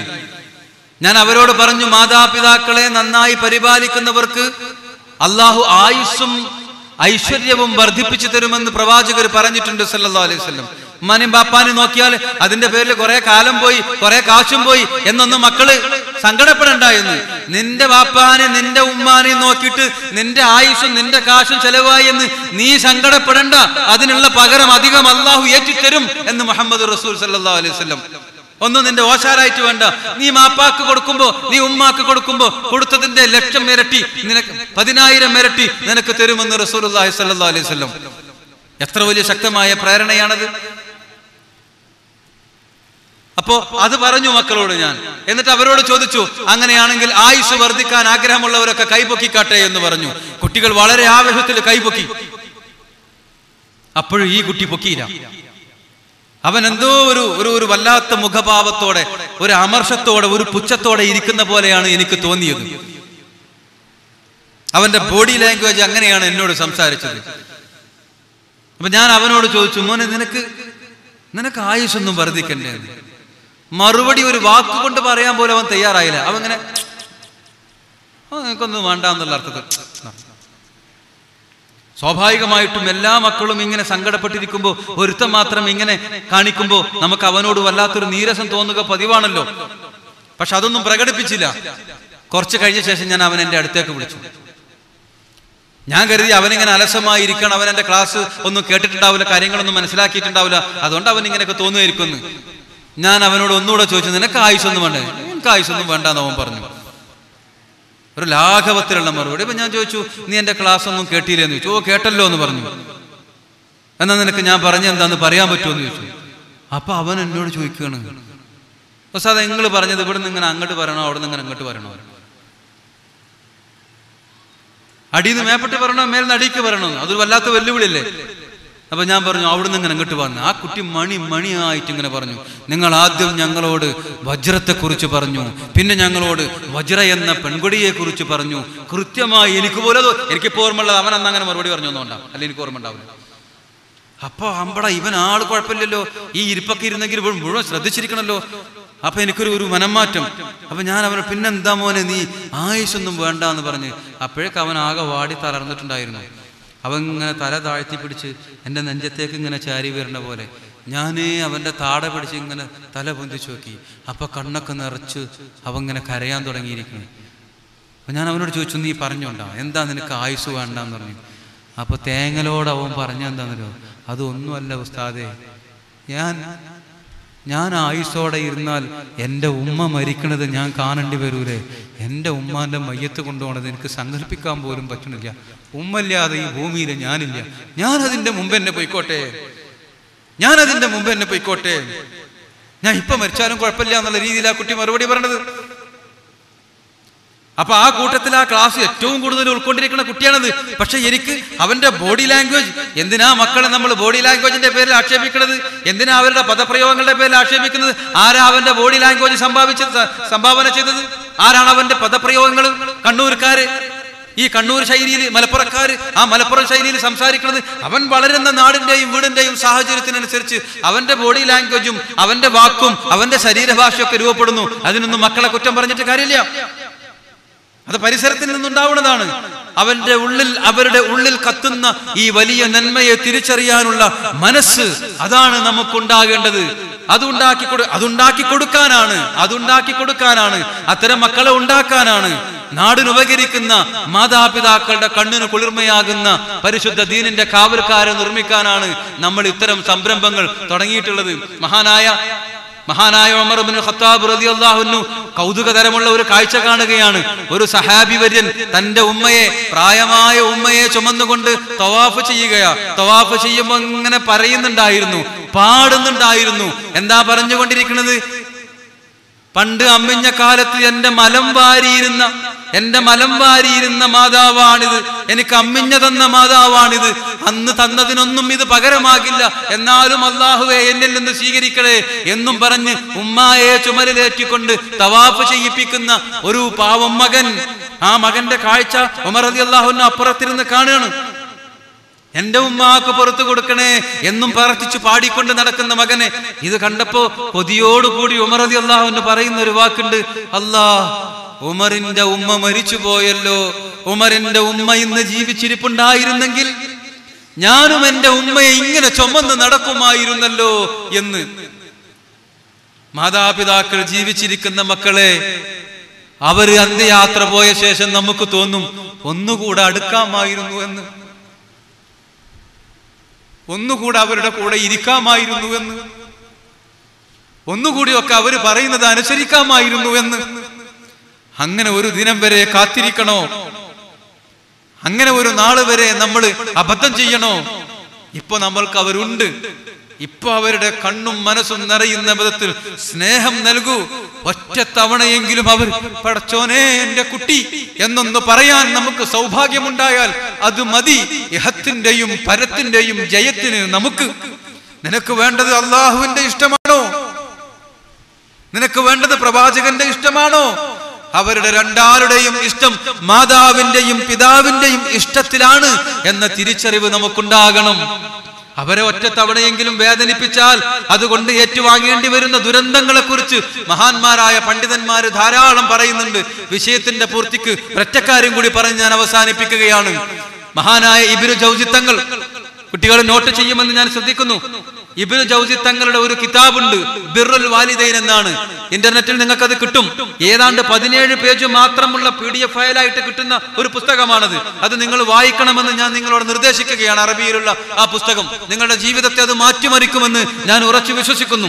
വെറും 17 പേജുള്ള ബിർറുൽ വാലിദൈൻ എന്ന ഗ്രന്ഥം ഇബ്നു ജൗസി തങ്ങളുടേതാണ്. അവരൊരു സംഭവം പറയുന്നുണ്ട്, ഒരു കള്ളനെ കുറിച്ച് പറയുന്നുണ്ട്, കക്കാത്ത കള്ളനെ കുറിച്ച്, ജീവിതത്തിൽ ഒരിക്കൽ പോലും കട്ടിട്ടില്ലാത്ത കള്ളനെ കുറിച്ച് പറയുകയാണ്. എന്താ പറയുന്നത്? ഒരു വീടിന്റെ അകത്ത് നിന്ന് ഒരു കരച്ചിലുയർന്നു. പെണ്ണുങ്ങളെല്ലാം കൂടെ നിലവിളി കൂട്ടിയാണ്, ഞങ്ങളുടെ വീട്ടിൽ കള്ളം വന്നിരിക്കണോ, ആളുകളെ ഓടി വരണേ, രക്ഷപ്പെടുത്തണേ എന്ന്. നാട്ടുകാരൊക്കെ ഓടിക്കൂടിയിട്ട് വീടിന്റെ അകത്ത് കയറി കള്ളനെ തപ്പി നോക്കുമ്പോ എവിടെയും കള്ളനെ കണ്ടില്ല. അവര് തെരുവിലിറങ്ങി നോക്കിയപ്പോ എവിടെയും കള്ളനെ കണ്ടില്ല. അവർ നിരാശരായിട്ട് തിരിച്ചു പോരുമ്പോ ഒരാൾ പറഞ്ഞു, ചിലപ്പോ പള്ളിന്റെ അകത്തുണ്ടാകും. അവർ കതക് തള്ളി തുറന്ന് പള്ളിയിലേക്ക് കയറി നോക്കിയപ്പോ അവിടെ ഒരാൾ നിസ്കരിക്കുന്നു. ആളുകൾ ഉടനെ പ്രഖ്യാപിച്ചു, ദാ നിൽക്കുന്നു കള്ളൻ. അവർക്കാർക്കും അറിയില്ല ഈ മനുഷ്യനെ. അപരിചിതൻ അസമയത്ത് നമ്മുടെ പള്ളിയിൽ കയറിയാൽ അത് കക്കാൻ വന്ന് രക്ഷപ്പെടാൻ വേണ്ടി ഓടി പള്ളിയിൽ ഒളിച്ചതാണ്. അവൻ എന്നിട്ട് നിസ്കാരം അഭിനയിക്കാണ്. പിടിയടാ അവനെ, അടിയടാ അവനെ, തൊഴിയടാ അവനെ. ആക്രോശമുയർന്നു. ആളുകൾ ഗംഭീരമായി മർദ്ദിച്ചവനെ അവശനാക്കി രാജാവിന്റെ ദർബാറിൽ ഹാജരാക്കി. രാജാവ് പറഞ്ഞു, ഇവനൊരു വിചിത്രനായ കള്ളനാണ്, ഇവന് സാധാരണ ശിക്ഷ കൊടുത്താൽ പോരാ, കയ്യും വെട്ടണം, കാലും വെട്ടണം, കണ്ണുകൾ ചൂഴ്ന്നെടുക്കണം. എന്നിട്ട് പ്രഭാതത്തിൽ നഗരത്തിലൂടെ പട്ടണത്തിലൂടെ പ്രതിഷ്ഠ ചെയ്ത് വിളിച്ചു പറയൂ, നിങ്ങൾ എന്റെ നാട്ടിൽ കക്കുന്നവർക്ക് കിട്ടുന്ന ശിക്ഷ ഇതാണ് എന്ന്. അപ്രകാരം രാജാവിന്റെ കിങ്കരന്മാര് ചെയ്തു. ചുമലിലേറ്റി അവർ വിളിച്ചു പറഞ്ഞു, എന്താ? ഹാദാ ജസാഉ സാരിഖ്, ഹാദാ ജസാഉ സാരിഖ്, ഇതാണ് കള്ളന്റെ ഫലം. എന്റെ നാട്ടിൽ ഇനി കട്ടാൽ ഇങ്ങനെ ഉണ്ടാകുമെന്ന് രാജാവ് അന്ത്യശാസനം നൽകുന്നു എന്നവർ വിളിച്ചു പറഞ്ഞുകൊണ്ടിരുന്നു. ഈ വിളിച്ചു പറയൽ കേട്ടിട്ട് ഈ മനുഷ്യൻ പറയുകയാണ്, ഏ സഹോദരങ്ങളെ, നിങ്ങൾ അങ്ങനെ വിളിച്ചു പറയല്ലേ. അവർ സ്തംഭിച്ചു പോയി. എന്താ സ്തംഭിക്കാൻ കാരണം? ഇത്രയും നേരം മിണ്ടാതിരുന്ന മനുഷ്യൻ ഇപ്പോൾ മാത്രം സംസാരിക്കുന്നു. എന്താ അങ്ങനെ പറഞ്ഞാൽ പിന്നെന്താ ഞങ്ങൾ പറയേണ്ടത്? കാരണം കൈ വെട്ടിയപ്പോഴോ കാല് വെട്ടിയപ്പോഴോ വിചാരണ ചെയ്തപ്പോഴോ മിണ്ടാത്ത മനുഷ്യൻ ഇപ്പോഴാണ് നാവ് പൊക്കുന്നത്. ഞങ്ങൾ എന്ത് പറയണം? അവർ ചോദിച്ചു. നിങ്ങൾ പറയേണ്ടത് ഹാദാ ജസാഉ മൻ ഖസദൽ കഅബത ബിഗൈരി ഇദ്നി ഉമ്മിഹി, മാതാവിന്റെ സമ്മതം കൂടാതെ കഅബം തവാഫ് ചെയ്യാൻ പോയ മകന് ലഭിച്ച ദുരന്തമാണ് ഇത് എന്ന് നിങ്ങൾ വിളിച്ചു പറ. അവർ സ്തബ്ധരായി പോയി. എന്താ നിന്റെ കഥ? ഇതിന്റെ പിറകിൽ എന്തോ ഉണ്ടല്ലോ, നീ പറയ്. ഞാൻ പറയാം സഹോദരങ്ങളെ, എന്റെ വീട്ടിൽ എന്റെ ഉമ്മ മാത്രമാണുള്ളത്. അള്ളാഹുവിന്റെ കഅബാലയത്തിലേക്ക് പോകുക എന്റെ ജീവിതത്തിന്റെ അഭിലാഷമാണ്. വർഷങ്ങളായി മാതാവിനോട് ഞാൻ സമ്മതം ചോദിക്കുന്നു. ഉമ്മ പറയും അപ്പോഴൊക്കെ, മോനെ നീ പോയാൽ ഞാൻ വീട്ടിൽ ഒറ്റക്കാകുമ്പോ എനിക്ക് പേടിയാവൂടാ, നീ പോകല്ലേ എന്ന്.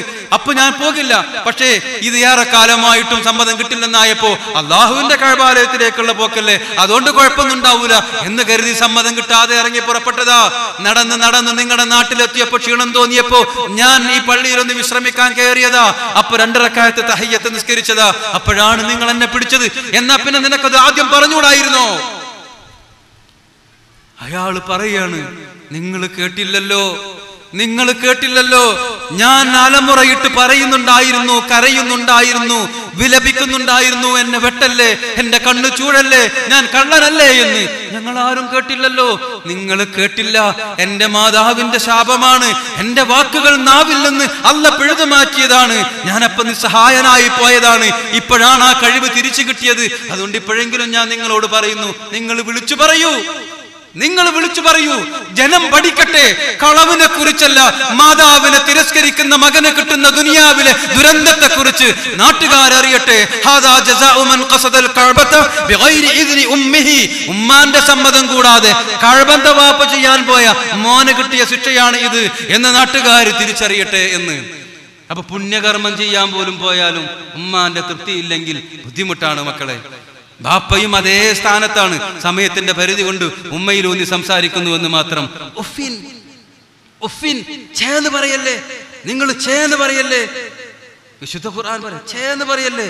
തലമുറകളുടെ ജനറേഷന്റെ ഗ്യാപ്പ്, മാതാപിതാക്കൾക്ക് പുതിയ തലമുറ ചെയ്യുന്നതോ പുതിയ തലമുറക്ക് മാതാപിതാക്കൾ ചെയ്യുന്നതോ തമ്മിൽ പറ്റാത്ത സാഹചര്യം ഉണ്ടാകും എന്ന് ഖുർആൻ സൂചിപ്പിക്കാണ്. അങ്ങനെ ഉണ്ടായാലും നിങ്ങൾ ചേന്ന് പറയല്ലേ, നിങ്ങൾ ചേന്ന് പറയല്ലേ എന്ന് മഹാനായ വിശുദ്ധമായ ഗ്രന്ഥത്തിൽ അല്ലാഹു റബ്ബുൽ ഇസ്സത്ത് നമ്മളെ ബോധ്യപ്പെടുത്തുകയാണ്.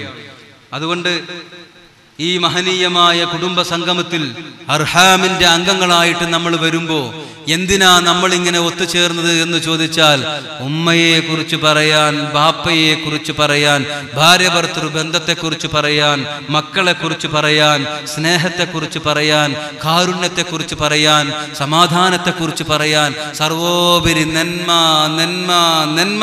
വേറെ അജണ്ടയൊന്നുമില്ല. ആ നന്മകളുടെ വിത്തുകൾ ഇനിയും ഒരുപാട് നാടുകളിൽ മുളപ്പിക്കാൻ, ഇത്തരം സ്ഥാപനങ്ങൾ നീണാൾ വാഴട്ടെ എന്ന് പ്രഖ്യാപിക്കാൻ, അവർ തളർന്നു പോകരുതേ എന്ന് പ്രാർത്ഥിക്കാൻ. എന്താ വേണ്ടത്? വല്ലാത്ത കൗതുകം തോന്നി. 2-3 ദിവസം കൊണ്ട് 3-4 ലക്ഷങ്ങൾ സംഭാവന ചെയ്തുകൊണ്ട് അറിവിന്റെ ഗ്രന്ഥശേഖരങ്ങളെ ഉണ്ടാക്കാൻ രക്ഷിതാക്കൾ കാണിച്ച ഉത്സാഹത്തെക്കുറിച്ച് ഇവിടുത്തെ പ്രിൻസിപ്പൽക്കും ഇവിടുത്തെ മാനേജർക്കുമൊക്കെ നിങ്ങളെക്കുറിച്ച്, രക്ഷിതാക്കളെ കുറിച്ച് പറയുമ്പോൾ, മക്കളെ കുറിച്ച് പറയുമ്പോൾ തേനും പാലും ഒഴുകുന്നത് കണ്ടാൽ അസൂയ തോന്നിപ്പോവുകയാണ്. ഈ ബന്ധത്തെ അള്ളാഹു കൂടുതൽ ഊഷ്മളമാക്കി തെരുമാറാവട്ടെ. ഓർത്തു നോക്കിയിട്ടുണ്ടോ? ഇതൊക്കെ ഇവര് പണിപ്പെട്ടുകൊണ്ടിരിക്കുന്നത് ആർക്കു വേണ്ടിയാ? ആർക്കും എനിക്കെന്ത് കിട്ടുമെന്ന് ഒരുത്തനെങ്കിലും കൂട്ടത്തിൽ ചോദിച്ചാൽ ഇതൊന്നും നടക്കില്ല. അല്ലെങ്കിൽ എനിക്കെന്ത് കിട്ടുമെന്ന ചോദ്യത്തിന് അള്ളാഹുവിന്റെ ഇഷ്ടം എന്ന മറുപടി അവർ കണ്ടെത്തിയത് കൊണ്ടാണ് ഇതൊക്കെ സംഭവിക്കുന്നത്. അതുകൊണ്ട് എനിക്കെന്ത് കിട്ടും ദുനിയാവിൽ എന്ന ചിന്തയില്ലാതെ ഇതിന്റെ കൂടെ സഹായിക്കാൻ അള്ളാഹുവിന്റെ റസൂൽ നമ്മളോട് പറഞ്ഞിട്ടുണ്ട്. എങ്ങനെയാ അർഹാമിൽ അംഗമാവുക എന്ന ബോർഡിന്റെ താഴെയാണ് നിങ്ങൾ ഇരിക്കുന്നത്. അത് അള്ളാഹുവിന്റെ റസൂലിന്റെ ഒരു പ്രത്യേകതരമായ ആഹ്വാനത്തിന്റെ ഒരു ആന്തോളനമായിട്ട് വേണം നമ്മൾ കാണാൻ. കാരണം കുൻ ആലിമൻ ഔ മുതഅല്ലിമൻ ഔ മുസ്തമിഅൻ ഔ മുഹിബ്ബൻ ലാ തകുൻ ഖാമിസ. നീ പണ്ഡിതനാവണം, അതാണ് ഒന്നാമത്തെ കൽപ്പന. പറ്റാതെ വന്നേക്കാം, എന്നാൽ നീ വിദ്യാർത്ഥിയാവണം. പറ്റാതെ വന്നേക്കാം, എന്നാൽ ഇത് കിട്ടുന്നിടത്തുനിന്നൊക്കെ കേൾക്കുന്നവനാകണം. പറ്റാതെ വന്നേക്കാം, എന്നാൽ നീ ഇതിന്റെ അഭ്യുദയ കാംക്ഷിയാവണം. ഇതിനെ സ്നേഹിക്കുന്നവനാകണം, സഹായിക്കുന്നവനാകണം, വളർത്തുന്നവനാകണം, കൂടെ നിൽക്കുന്നവനാകണം. ലാ തകുൻ ഖാമിസ. ഈ 4 അല്ലാതെ 5-മനൊന്നായിക്കൂടാ. അറിവിന്റെ കാര്യത്തിൽ നിന്റെ പങ്കാളിത്തം ആലിം പറ്റില്ലേ? വിദ്യാർത്ഥി പറ്റില്ലേ? കേൾക്കുന്നവൻ പറ്റില്ലേ? സഹായിക്കുന്നവൻ. ലാ തകുൻ ഖാമിസ. 5-മനാകല്ലേ. അതുകൊണ്ട് 5-മനാകാതിരിക്കണമെന്ന് ആഗ്രഹിക്കുന്നവർക്കുള്ള അവസരത്തിന്റെ പേരാണ് അർഹം അസംബ്ലി എന്ന് പറയുന്നത്. നിങ്ങൾ അതിൽ അംഗമാകണം, അംഗത്വം എടുത്തിട്ടില്ലാത്തവർ. എന്നിട്ട് എവിടെ അവസരമെന്ന് ചോദിച്ചു വരണം. സ്വർഗത്തിലേക്കുള്ള വാതിലുകൾ തുറക്കുന്ന താക്കോലുകൾ സൂക്ഷിച്ചു വെച്ചിട്ടുള്ള സ്ഥലം അന്വേഷിക്കാൻ കാണിക്കുന്ന താല്പര്യം എത്രമേൽ ഉണ്ടാകുമോ അത്രമേൽ താല്പര്യത്തിലായിരിക്കണം അറിവിന്റെ ലോകവുമായി നമ്മൾ താദാത്മ്യം കൊള്ളേണ്ടത്, അന്വേഷിച്ച് പുറപ്പെടേണ്ടത്. ഭൂമിയിൽ നമുക്ക് കുറച്ചു കാലത്തെ ജീവിതമേ ഉണ്ടാവൂ. അതിനെ പരലോകത്തിലേക്കുള്ള സമ്പാദ്യമാക്കി മാറ്റാനുള്ള എളുപ്പവഴി, ഷോർട്ട് കട്ട്, അതാണ് അറിവിന്റെ മേഖല. ഞാൻ മരിക്കാൻ പോവുകയാണല്ലേ പ്രവാചകരെ, ഒരു വലിയ സംഭവമാണത്. റസൂൽ സല്ലല്ലാഹു അലൈഹി വസല്ലം തങ്ങൾ ഒരാളും കൂടി ഇങ്ങനെ സംസാരിച്ചുകൊണ്ടിരിക്കുക, സഹാബിയും കൂടി. അപ്പൊ 3-മതൊരാൾ വന്നു. അപ്പൊ റസൂലിനോട് ചോദിച്ചു, അവർ അപരിചിതനാരാത്? അത് മലക്കുൽ മൗത്ത് അസ്രായീലാണ്. അദ്ദേഹം എന്താ എന്നെ തന്നെ ഇങ്ങനെ നോക്കണ്? നിന്നെ കൊണ്ടുപോകാൻ വന്നതാണ്. അപ്പൊ റസൂലെ, ഞാൻ മരിക്കാൻ പോവുകയാണല്ലേ? ആ, നീ മരിക്കാൻ പോവാണ്. അങ്ങനെയാണെങ്കിൽ റസൂലെ, അവസാന നിമിഷത്തിൽ നല്ലതെന്തെങ്കിലും അള്ളാഹിനെ കണ്ടുമുട്ടാൻ ആഗ്രഹിക്കുന്നു ഞാൻ. എന്താ ഒരു എളുപ്പവഴി ഉണ്ടോ? പറഞ്ഞു തരുമോ? ഒരു എളുപ്പവഴി പറഞ്ഞു തരുമോ?